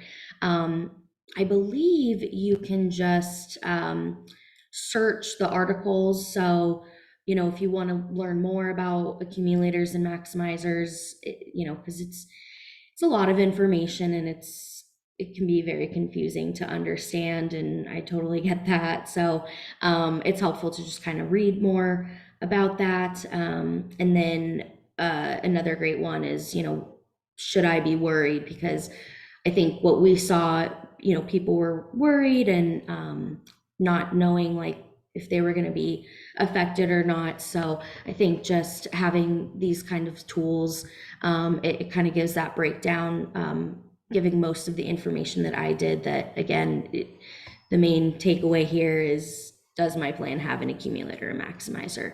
If not, no concern there. And then Vertex copay assistance.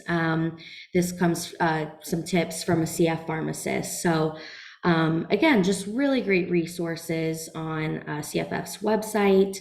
And I mean, they are linked here, so there might be a way to send them out to anyone who's interested in having the direct links. And I think that was it. I did just realize too, I'll put it in the chat.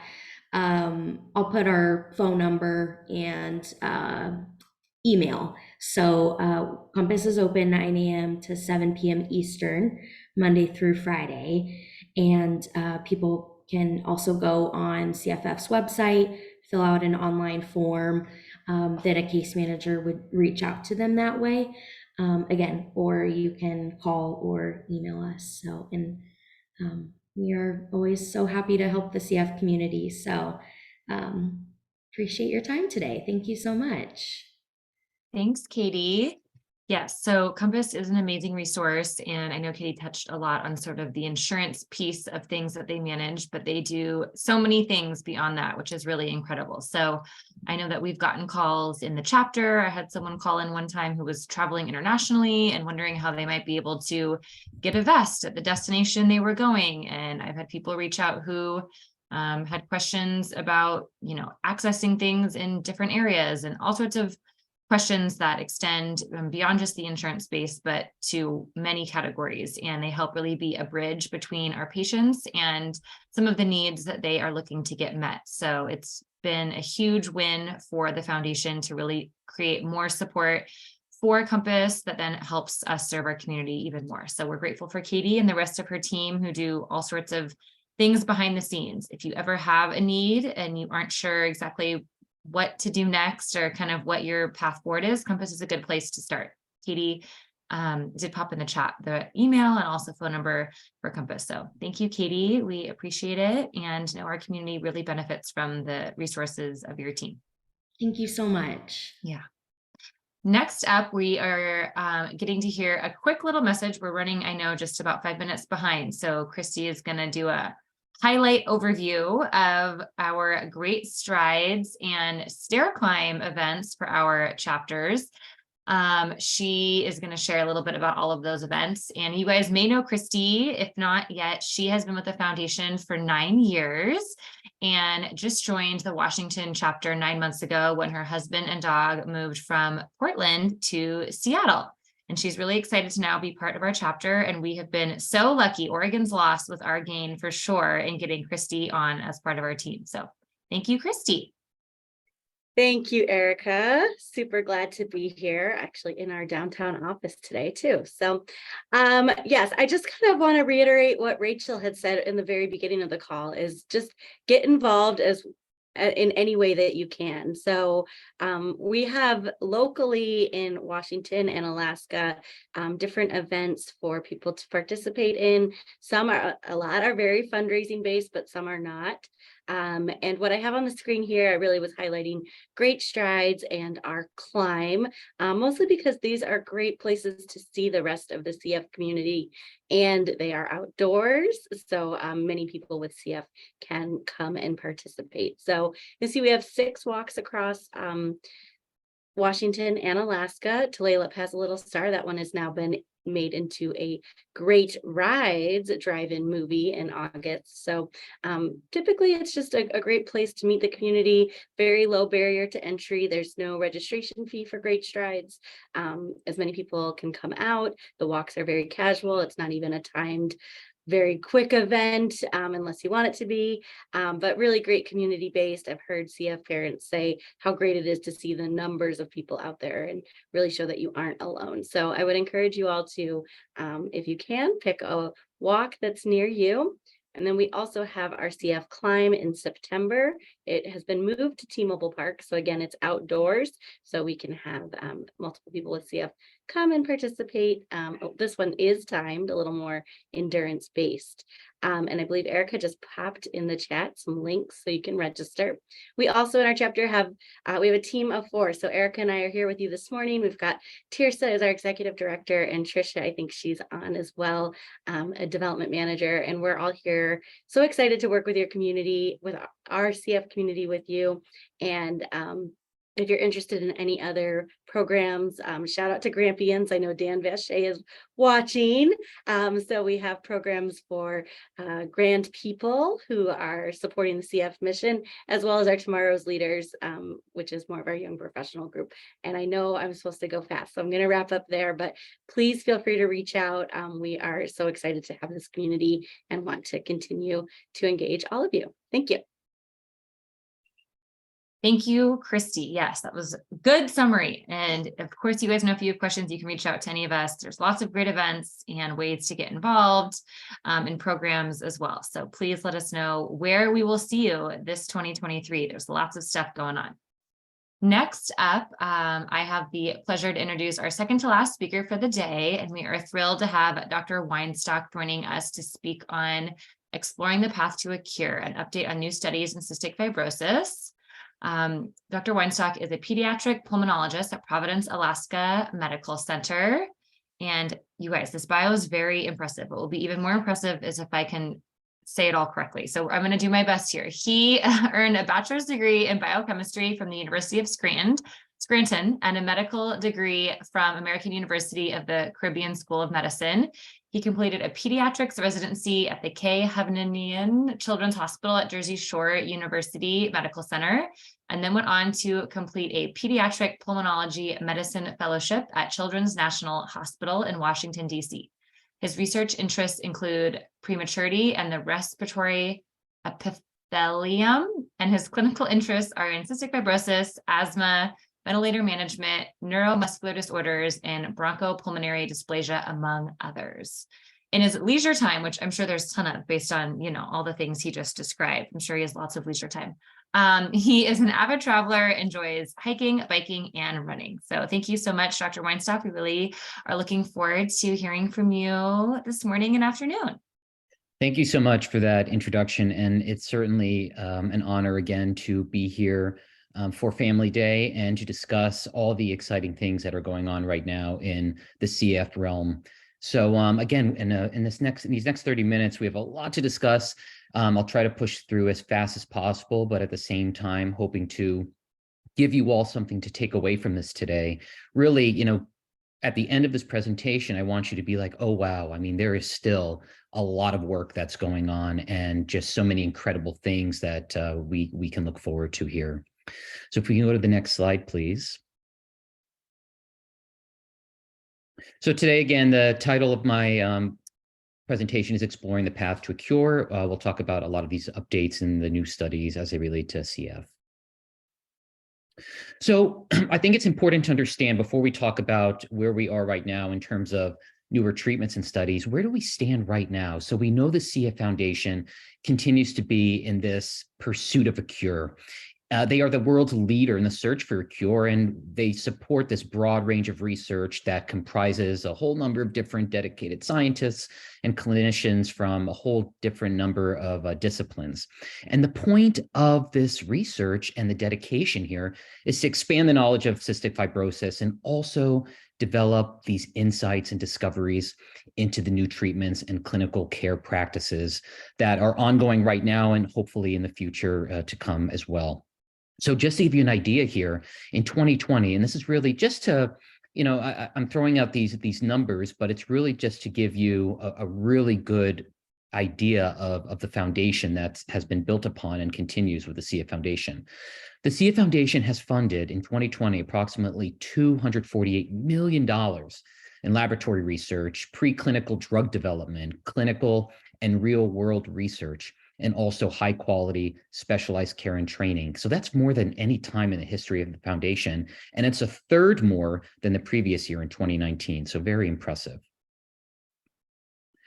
So I want to talk about, again, before we get into some of the newer treatments and therapies, this was a big highlight that really at the time of the CF conference in November of last year, this was a big highlight that really was the talk, one of the big talks of the conference. So known as a Simplify study. So the big thing here is, okay, we have Trikafta out on the market now and other modulators too. And the big question, especially among at least patients I see, and I know other people with CF who are doing well on Trikafta is, do I really need to be doing every single one of my breathing treatments or adhering to all of this stuff as part of my airway clearance?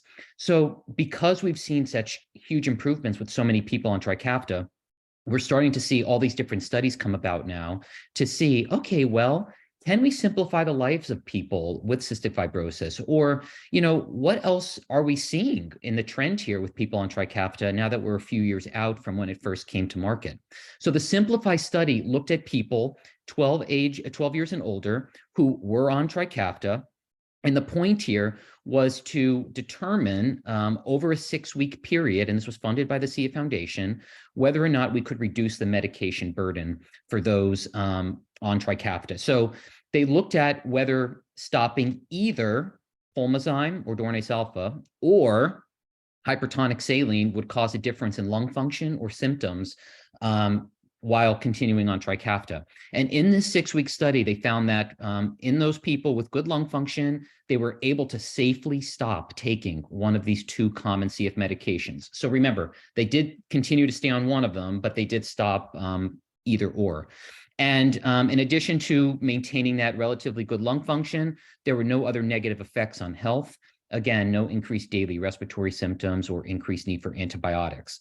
Of course, it was a short study, 6 weeks, but if you see here on the bottom of the slide, we have other studies that are really looking at a longer period of time, specifically this study called CF Storm, that's really similar to the Simplify design, except it's looking at this over a 12-month period.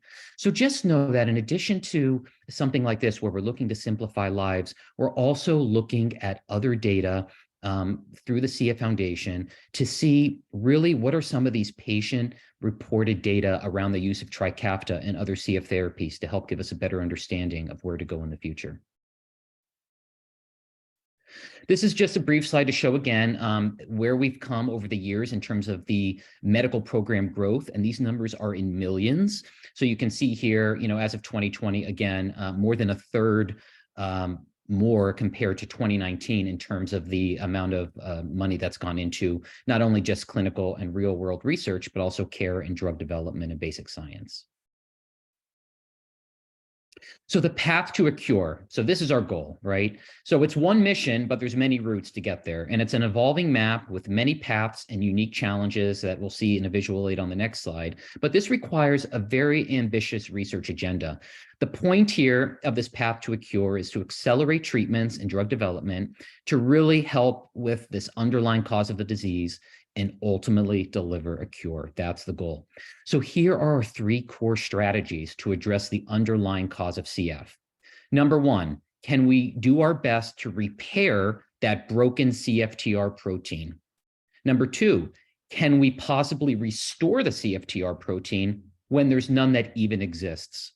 And then number 3, can we fix or replace the underlying genetic mutation to address that root cause of CF? So each of these approaches requires a different set of scientific tools and knowledge. And here comes a picture form on the next slide that we can look at. So I know it's hard to see, but I just wanted to show on this particular slide the exact design of this path. And when we go on to the next slide, I have it broken up so we can see this in more detail. So on the left here, we're starting here with mutated CFTR gene. So we need to figure out, what do we do? So below that, we see the different things that I just mentioned in terms of the approaches. Now, the one on the left there that says repair CFTR protein. Well, what's the plan here? Well, we've already come a long way with the CFTR modulators, specifically the ones that are, of course, are out, the latest being Trikafta as of November 2019. So the problem is, yes, these CFTR modulators work great for those that are eligible, but we still have work to do, and we need more of these because not everybody is eligible for them. If we look at the second thing in the middle there, restoring the CFTR protein, well, what's the plan here? Well, this is the talk of the town lately with the different types of gene therapies in development in terms of, well, how can we deliver maybe certain recipes into the body and targeting maybe certain organ systems to help repair or restore that CFTR protein completely. And this would help even for those patients or people with cystic fibrosis who do not even have the ability to make any of that protein. And then finally, fixing or replacing that CFTR gene. What's the plan here? So if you look at the next slide here on the right, this is where we start talking about gene editing and gene transfer. So with gene editing, we're trying to correct the malfunctioning CFTR gene by fixing the dysfunctional DNA or the recipe to make that gene. And next to that is what we call gene transfer, or replacing the malfunctioning CFTR gene by inserting a functional copy of that. But in order to do this, as it says here, we need to overcome these unique challenges. So number 1 on the left, how do we deliver the DNA? I mean, what's the best way to package this recipe and deliver it to the dedicated organ system, whereby we're trying to essentially see improvements here?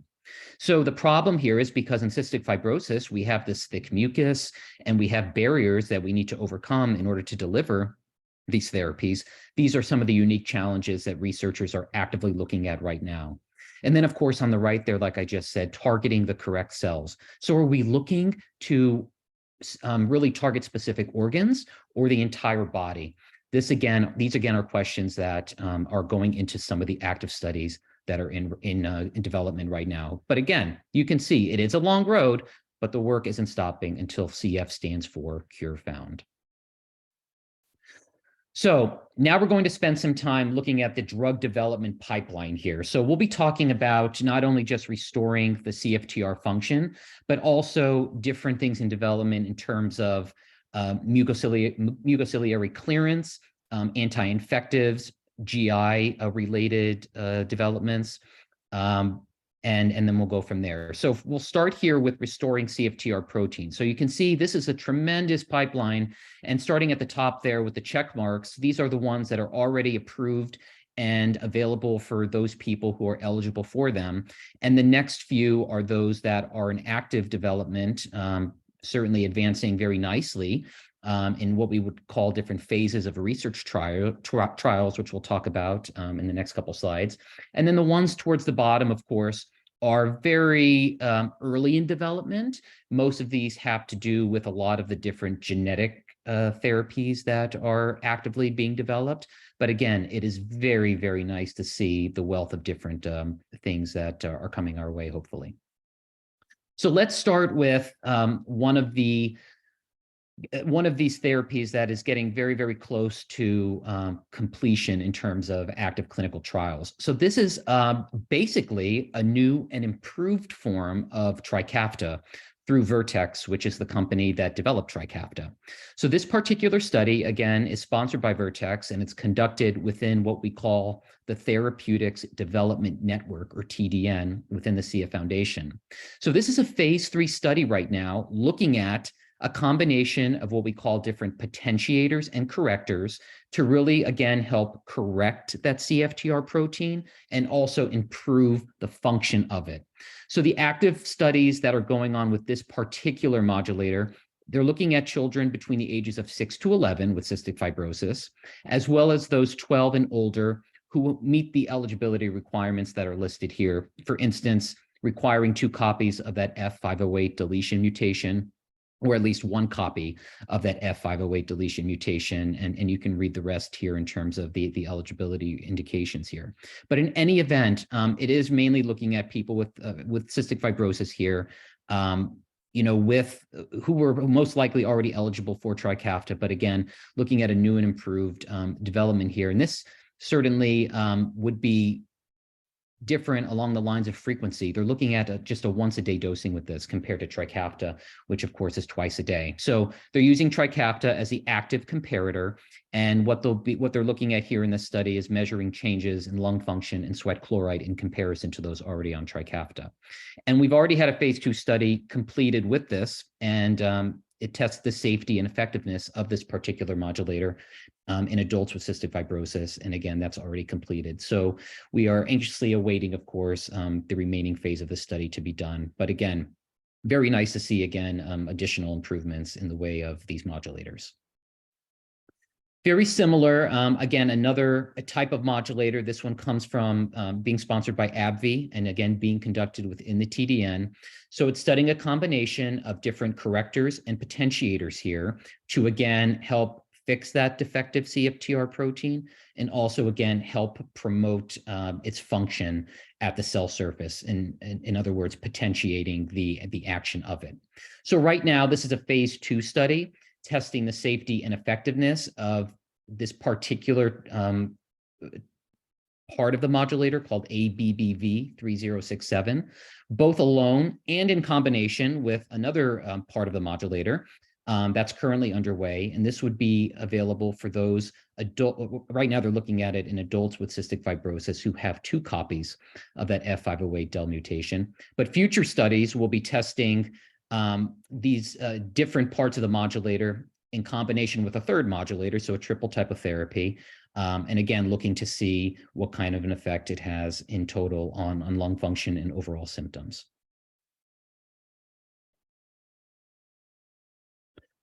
ELX-02, this is sponsored by LX Pharmaceuticals.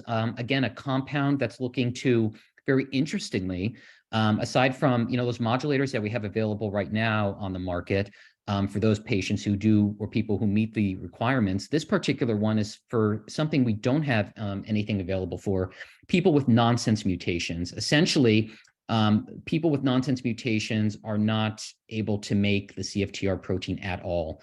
Unfortunately, the recipe for that CFTR protein is damaged in a way that the body cannot even produce the protein whatsoever. So this particular company is looking at this compound that's looking to restore that CFTR function in these people who have these nonsense mutations. And hopefully this will allow the lung cells to override those premature stop signals in the recipe and help make full-length functional CFTR protein for those people who cannot make it at all. I mean, that's pretty incredible. So this is a phase 2 study. They're looking right now in development, looking at the safety and tolerability of it at the moment. And the intention here is for those people who have at least one copy of G542X CFTR mutation. This next one is very similar to the first one I just talked about with Vertex. This is looking at a different form of Kalydeco or ivacaftor. So again, just looking to improve the frequency. We know Kalydeco right now is a twice-a-day dosing, but Vertex is looking at this different type or altered form of Kalydeco, which may be more stable in the body than regular ivacaftor and would allow it to be taken once a day. So, I mean, it's very exciting to see that, okay, I mean, to even have a more stable compound that, again, would reduce, not that twice a day is a terrible type of dosing, but if you have something that does just as well or maybe even better and is once a day, I mean, that's pretty impressive. So this is a phase 2 study right now where they're at in the study, again, looking at the safety and effectiveness of this compound in adults with cystic fibrosis who have a particular CFTR gating mutation. And it's also being tested in combination with the 2 correctors. So it was the first therapy that I talked about when we started into the pipeline here. So this is just Kalydeco on its own or ivacaftor, but they are looking at this in combination with some of the other potentiators and correctors as well. So again, sponsored by Vertex and being conducted within the TDN. So now, of course, what everyone has been excited for, I would say, you know, over most recently at least, and again, was a big topic even at the most recent CF conference, are the genetic therapies. So, you know, it's exciting to see that these are advancing past preclinical stages and into different phases of research. This particular one, known as 4D710, is being sponsored by 4D Molecular Therapeutics, and it's being partially funded by the CF Foundation and conducted through the TDN. So what this program is looking to do is to advance this gene delivery system. So essentially, this company is looking to target cells in the lung. And what they've done is, remember a couple slides ago, I said the problem here is how do we deliver the gene? How do we package the recipe? This is a really, really difficult question. So what this company has come up with is a way to package the recipe in what we call a vector. And this vector is a virus, a form of adenovirus. And essentially, the hope is that in this vector, and this is an inactivated type of a virus, so it's not like we're giving you a virus that will hopefully make you, should hopefully not make you sick. The point is here to deliver the recipe to the lung cell. So it's designed to deliver this healthy CFTR gene to essentially allow the lung cells to create that normally functioning CFTR protein. And this is regardless of CFTR gene mutation, which is incredible. I mean, the point here again, delivering that recipe so that anyone, regardless of the mutation, can develop the CFTR protein and allow, hopefully, for significantly improved symptoms, at least as far as lung issues go. So again, this is a phase 1 study looking to test the safety of this in adults with CF, but again, very exciting in the way of gene therapy. A different type of approach here with gene therapy is, again, sponsored by Vertex Pharmaceuticals and conducted within the TDN. This is known as VX522. So this is an inhaled messenger RNA or mRNA therapy. So the aim here is to deliver a full-length copy of CFTR mRNA to lung cells. So just quickly, what is mRNA? So remember, in our bodies, we have these recipes in the form of DNA that then needs to be transcripted into mRNA. And then the mRNA recipe is then translated, we call that, into the CFTR protein. So the point here with the inhaled mRNA therapy is essentially delivering this step of the recipe to the lung cells so that the lung cells can then use the instructions to create that functional CFTR protein. And the hope here is that this would work for any person with CF, regardless of mutations. And right now, it's a phase 1 study looking at the safety and tolerability of this, particularly in adults with CF who again have CFTR mutations that are not responsive to any of the CFTR modulator therapy right now. But remember, again, in the future, the hope is that this would be something that would be universal and open up to anybody with CFTR dysfunction. So aside from all of those types of therapies that I talked about, again, I just want you to remember that long list that we saw at the beginning in terms of the different types of therapies in the pipeline right now for restoring CFTR function. A lot of the others are in preclinical stages, but are along the same lines of some type of gene delivery or gene editing. So just know that there's a lot of work being made in that area. Let's touch upon mucociliary clearance here. So you can see the first three that are checked off in the pipeline or have already progressed obviously through the pipeline because they're available for people right now to help with airway clearance. But the last two, Oligo-G and this GDC 6988, are two different therapies that we are going to talk about that are actively being pursued in research trials right now. So this Oligo-G is a dry powder drug that has been shown to decrease the thickness of mucus in lungs. So of course, we all know airway clearance is so crucial. We do have just limited options available. I mean, the big ones that I use in practice with people, of course, are pulmozyme and hypertonic saline. So this Oligo-G would help individuals with CF clear mucus easier, and it may also help improve the effectiveness of some antibiotics. This type of therapy is administered using a dry powder inhaler, and it's also being developed as a liquid for use with a nebulizer. There have already been 2 phase 2b trials that are now closed and undergoing analysis, and there's a further phase 2b trial in Europe that's being planned. And this particular study is being sponsored by Algae Pharma and partially funded by the CF Foundation. So again, just another tool, a nice treatment to have, at least for those people who continue to have increased issues with clearing a lot of this mucus as a result of just not having as many effective therapies maybe available for them at the moment.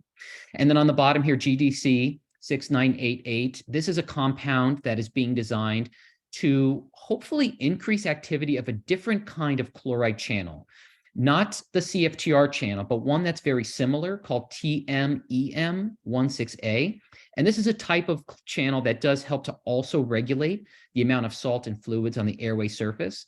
So the hope with this type of therapy is that this may help increase the amount of fluid within the airways to then, of course, improve mucus clearance. So this is a phase 1 study being sponsored by Roche right now, and it's testing the safety in healthy participants. It was actually already completed and being partially funded by the CF Foundation, but we'll look forward to hearing about additional steps in that progress as well. Anti-inflammatory.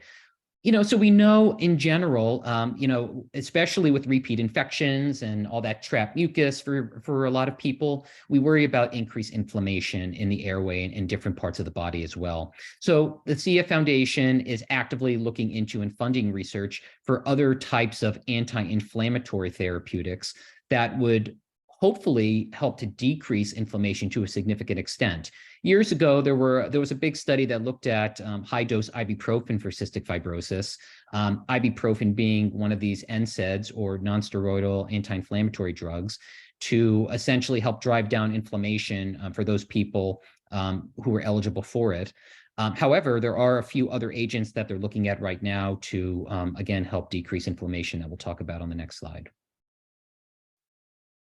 So it's important to remember that when lungs are infected with bacteria, what's going on is our own body is releasing or driving these white blood cells to the scene, and the white blood cells are releasing these enzymes that include neutrophil elastase, a type of enzyme that helps to fight the infection. Well, what happens in cystic fibrosis is that when these enzymes come to help fight the infection, the enzymes can result in an increased inflammation that can unfortunately then cause damage to the lungs. So we're looking at different agents here to again help drive down that inflammation. One of these being an agent called brensocatib, which is an oral drug that's being looked at to essentially block the function of some of these enzymes, especially neutrophil elastase, which again plays an essential role in inflammation. So the goal here is by hopefully using this agent, we can decrease damage by inhibiting the enzyme known as neutrophil elastase, and as a result, then decrease inflammation in the lungs. So right now, this is a phase 2 study looking at the safety of this in adults with cystic fibrosis. I will say they're also looking at this particular oral drug also in non-CF bronchiectasis and some other respiratory disorders as well, which is very exciting. But again, this one's sponsored by Insmed and conducted within the TDN. And at the bottom here, another agent known as lonodelestat, maybe saying that incorrectly, it's a mouthful, but this is another compound, again, being designed to block the function of that neutrophil elastase. Again, one of those enzymes that is known to provoke a lot of inflammation. This particular compound is being looked at right now in phase 1 studies to test the safety, and they're being conducted in Europe. It's being sponsored by Santhera and partially funded by the CF Foundation. Anti-infective agents. So we know that infections, of course, unfortunately, well, we've seen improvements with Trikafta now, but we do still worry about, ongoing infections and having the right tools to effectively treat them. You can see at the top here, we have a number of different infective agents that have been approved in the past, specifically to the inhaled tobramycin and inhaled Caistin or Aztreonam that we use pretty frequently in people who have chronic pseudomonal colonization, for instance. But I think there are definitely, as you can see here with the list below that, there's a lot of work that still needs to be done in developing more therapies here that can be dedicated to treat some of these nasty bugs. So we'll talk about some of these on the next slide. So inhaled colistin. So colistin in the past here in the United States is available in an IV form, but has a lot of side effects. So they're looking at this from an inhaled standpoint to hopefully limit those systemic side effects, but also provide us with an additional tool to use from an inhaled mode of administration to help potentially treat chronic Pseudomonas aeruginosa infections in people with cystic fibrosis.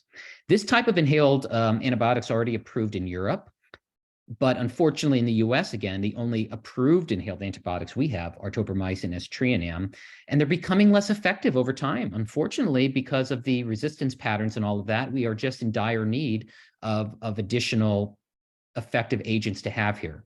So they're looking at this inhaled colistin, again, to hopefully provide an additional option. We know that people with CF often must go on IV antibiotics when they have pulmonary exacerbations, especially due to Pseudomonas. There are very few oral antibiotics that are available to effectively treat this. And again, like I mentioned, the IV antibiotics that are available do have their own side effects, some of them even causing significant problems with the kidneys and hearing loss. So this inhaled colistin would be a nice additional option. So they're looking at, again, advancing this forward. Toxicity studies are being planned right now in addition to a phase 3 study to look at the safety and effectiveness of this in people with CF. And this is being sponsored by Spexis and partially funded by the CF Foundation. Another interesting molecule that they're looking at from an anti-infective standpoint is what's called gallium. So this is an IV form of treatment that they're looking at to hopefully help kill antibiotic-resistant strains of Pseudomonas aeruginosa, and they've already shown this to be possible from a laboratory research perspective. This IV medication is already approved by the FDA for use in people, but it's being studied right now for its effectiveness in treating infections in people with CF.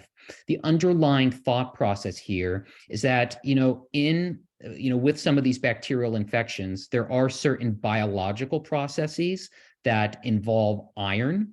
So by using this molecule gallium, which is nearly identical to iron, the hope here is that we can disrupt these biological processes and then hopefully as a result of that, kill off some of these antibiotic resistant strains. So right now, this is a phase 2 study that was completed.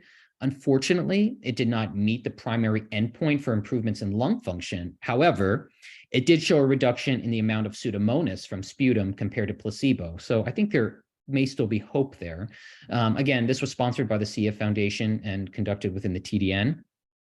So there's more research that's going on to look into this. And there's also a phase 1 study using the same kind of concept, looking at using this in people with CF who have what is known as non-tuberculous mycobacterial infections, and looking at this particular compound in terms of its safety and effectiveness. This is another type of concept for infections, and I think we're going to be seeing something like this coming to market, hopefully in the near future. So this type of molecule here, APPA02, is just one of a few that are out there right now in development, known as phage therapy or phage therapy. So this is a concept using what's known as a bacteriophage, which is a type of specialized virus that can kill very specific bacterial strains. So these bacteriophages are actually found in the environment, and they're predators of bacteria in nature. So the thought here is that if we could use or develop one of these bacteriophages that are just, again, very natural, to design and tweak it so that it could fight and kill off something like Pseudomonas infections in people with CF, this would be fantastic. So this particular study is being sponsored by Armata Pharmaceuticals, and again, conducted within the TDN. And it's looking at a mix of multiple different types of phages, what we refer to as an inhaled cocktail, essentially to see if this will help kill off Pseudomonas. So in lab tests right now, this particular compound was able to kill more than 80% of Pseudomonas strains from people with cystic fibrosis. So that's pretty impressive. Again, just thinking about a lot of these antibiotic resistant strains and the limited amount of options we have right now, having something like a bacteriophage, which is known to have very limited, if not any major side effects in using this, from an inhaled standpoint, having something like this as an option to help from an anti-infective standpoint, I think is very, very nice to see. And just know, again, like I said, it's not just this company, but there are other studies that are actively underway right now that are looking at this bacteriophage type of therapy, again, to help people with chronic pseudomonal infections. And then finally, from a GI standpoint here, so of course, the big developments in the past have been along the lines of pancreatic enzymes and different ways to go about delivering those through things like Relazorb. So now what's going on in the pipeline from a GI standpoint is, again, coming up with different ways to administer these pancreatic enzymes in terms of the form. A lot of these that are available right now are developed from pig. So the ones that we'll see on the next slide are being looked at from a different perspective in terms of their development. The first one I'll talk about is this adrulipase. So again, this is not pig-derived. It's a non-porcine enzyme for individuals with CF who have pancreatic insufficiency. And this is a man-made version of a lipase enzyme that's been taken from a certain type of yeast and does not contain any animal products. So in 2018, they conducted a phase 2A study in people with chronic pancreatitis. And this compound was found to be safe and also potentially improved fat absorption. And there's a phase 2 study right now in people with CF that's currently ongoing. And they will look at comparing this particular enzyme to those currently available ones that are on the market. Again, sponsored by First Wave Biopharma and being conducted within the TDN. And on the bottom, there's another molecule called SNSP003.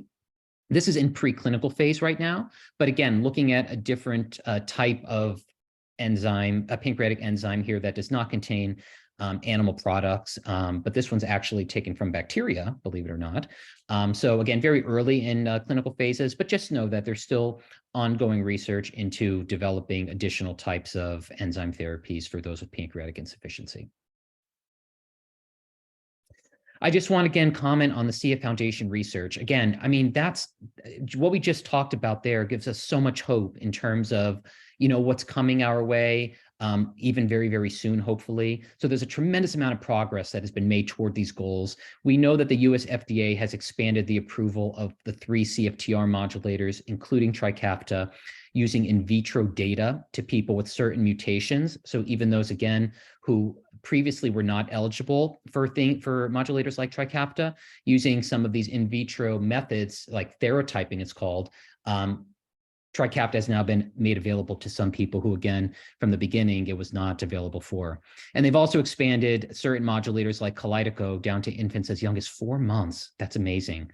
Just yesterday or a couple days ago, there was an active a publication on Trikafta down to 2 years old. So I think we may be seeing that very soon as well. Right now, we know Trikafta is down to 6 years of age, but I think very, very soon we'll see it hopefully being lowered even down to 2 years, because it seemed to be very, very safe and tolerable in young patients under the age of 6 as well.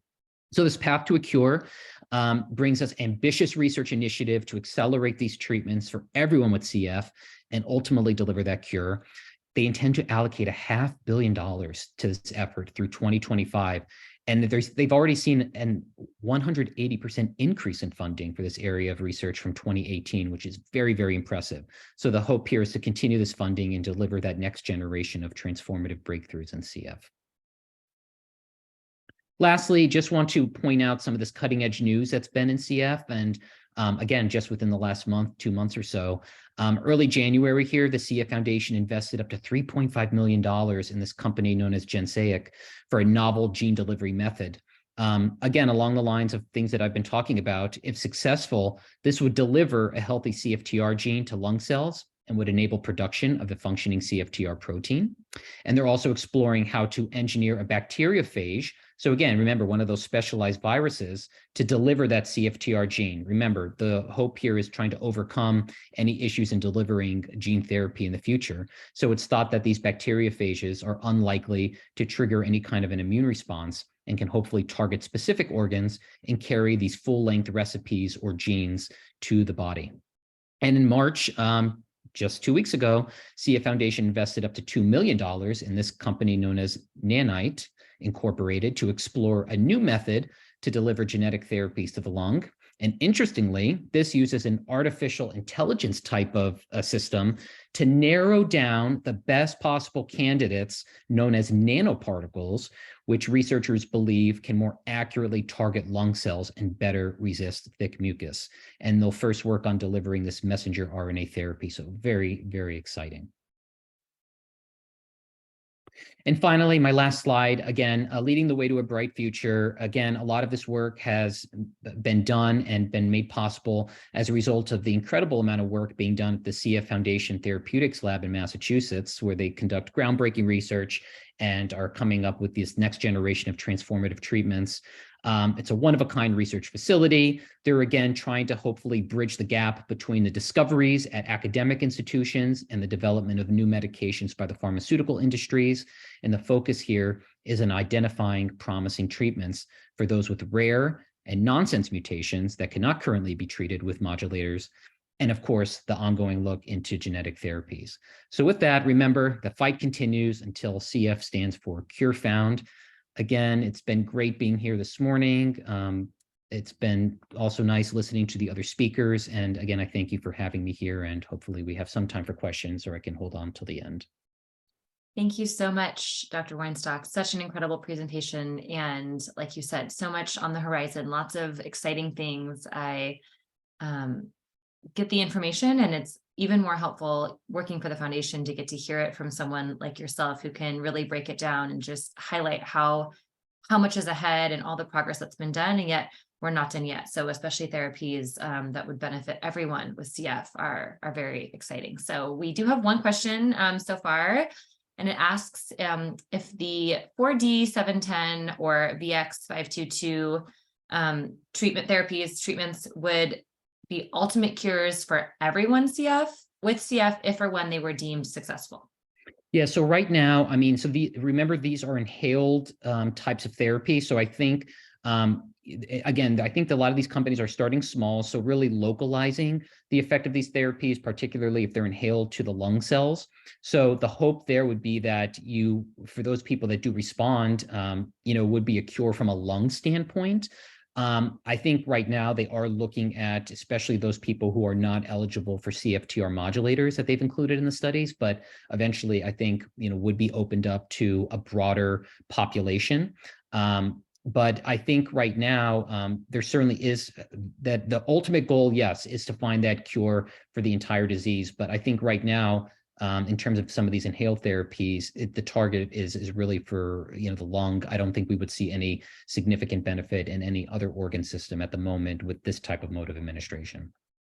Thank you so much. And I love that you touched on that. I think that this community, of course, is well-versed in how CF impacts not just the lungs, but for the others who might be tuning in and listening to Peace, who are maybe newer to learning about cystic fibrosis, it definitely extends beyond the lung, which has been so well covered throughout our presentation today from all of our speakers. So we do have one more speaker, and there aren't any more active questions right now. So please, everyone tuning in, if you have additional questions, send them in the chat or in the Q&A, and we can get them along to Dr. Weinstock. He's a wealth of information, and I know would be eager to answer however possible. So we appreciate your time this morning, and we get to now turn it over to our final speaker for today. And get to hear from Brianna Kane. She is with Providence Spokane and will be sharing exciting information on the Impact Airway Assessment. Brianna is a registered respiratory therapist at our CF Center in Spokane, Washington, and coordinator for the Severe Asthma Clinic. So thank you so much, Brianna, for joining us today. Thank you so much, Erica, and thank you everybody for being here. We can go to the next slide.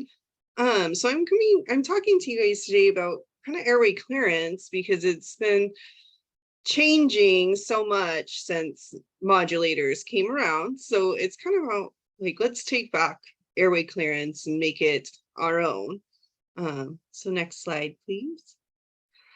So what I hear a lot from our patients is that airway clearance is a chore. And I know it's a lot to ask any patient or parent to do twice a day, sometimes more when you're sick, and it's a lot of burden on many families and patients. A lot of things can impact this from getting done every day, but there are ways to work with your team to make a routine that works for you. Next slide. So some barriers that I've come across when talking to patients that keep them from completing airway clearance therapies daily is that it's a complex treatment regimen and we're asking you to do it twice a day. A lot of times it's for 45 minutes each session. So it's very time consuming when you have full-time jobs as parents, when you go to school full-time.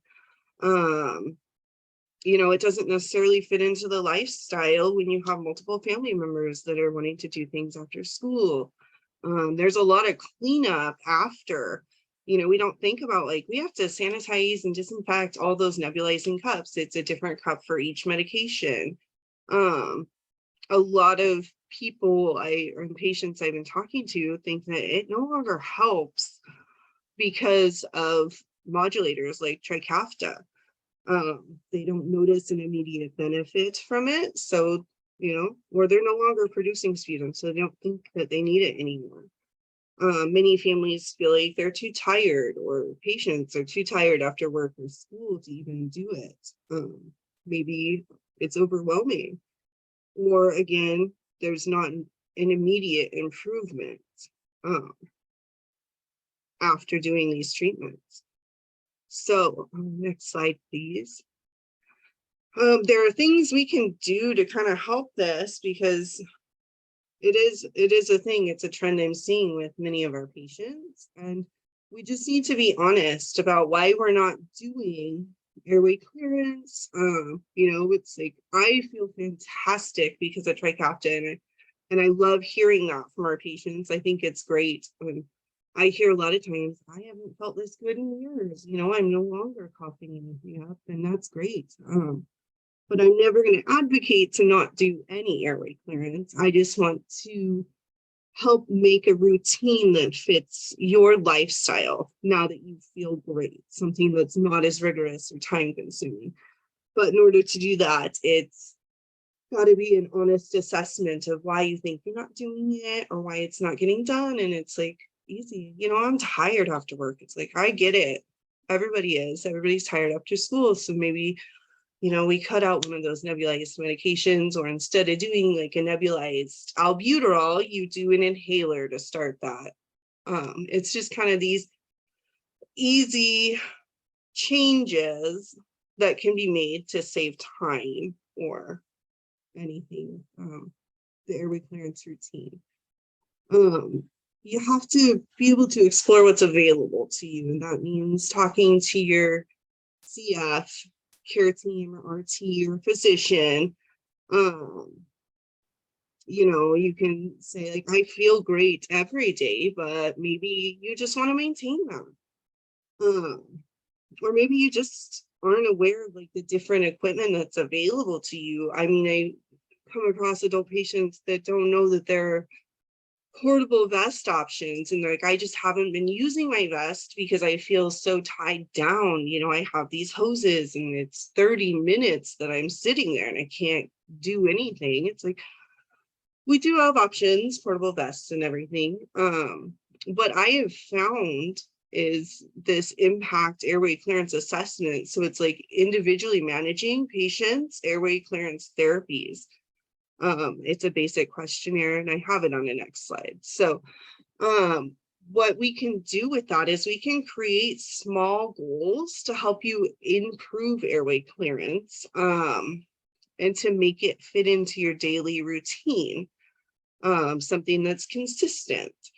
Let's see, I know that the airway clearance assessment really is accepting exercise as a secondary form of airway clearance. It's not necessarily a primary form, but it is becoming accepted as a secondary form of airway clearance. It's just goes along with other aspects of the routine. Maybe you pre-treat with albuterol and then use a PEP therapy device after you exercise. It's just being open to collaboration with your team members.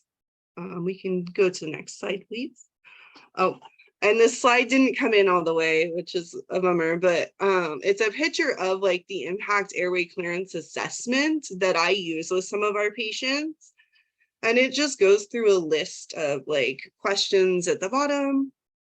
You know, what do you know about airway clearance? What do you want to become more familiar with? Kind of what's keeping you from doing this? There's a lot of things on this particular form that I use to open up discussions about airway clearance and what might be keeping our patients from doing it. And a lot of times it's, you know, I don't feel the benefits from it anymore. So then we get into open discussions about, okay, let's maintain this and what can we do to help you maintain feeling this well without cutting airway clearance out of our daily routine, because I think it is important to maintain some form of airway clearance just to help obviously maintain lung function.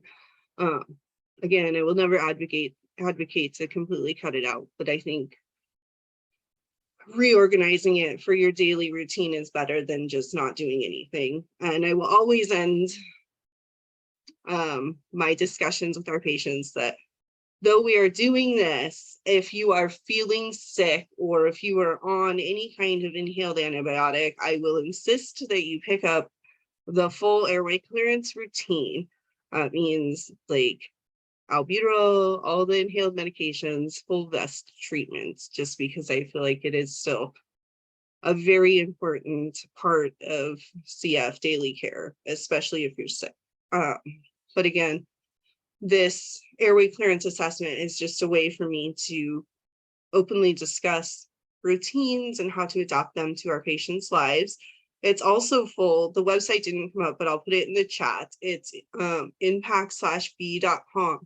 There's a ton of videos that I found really helpful for patients and families about airway clearance, and like videos about with the kids doing best in teenage airway clearance. So it's just kind of a useful tool in educating people on airway clearance.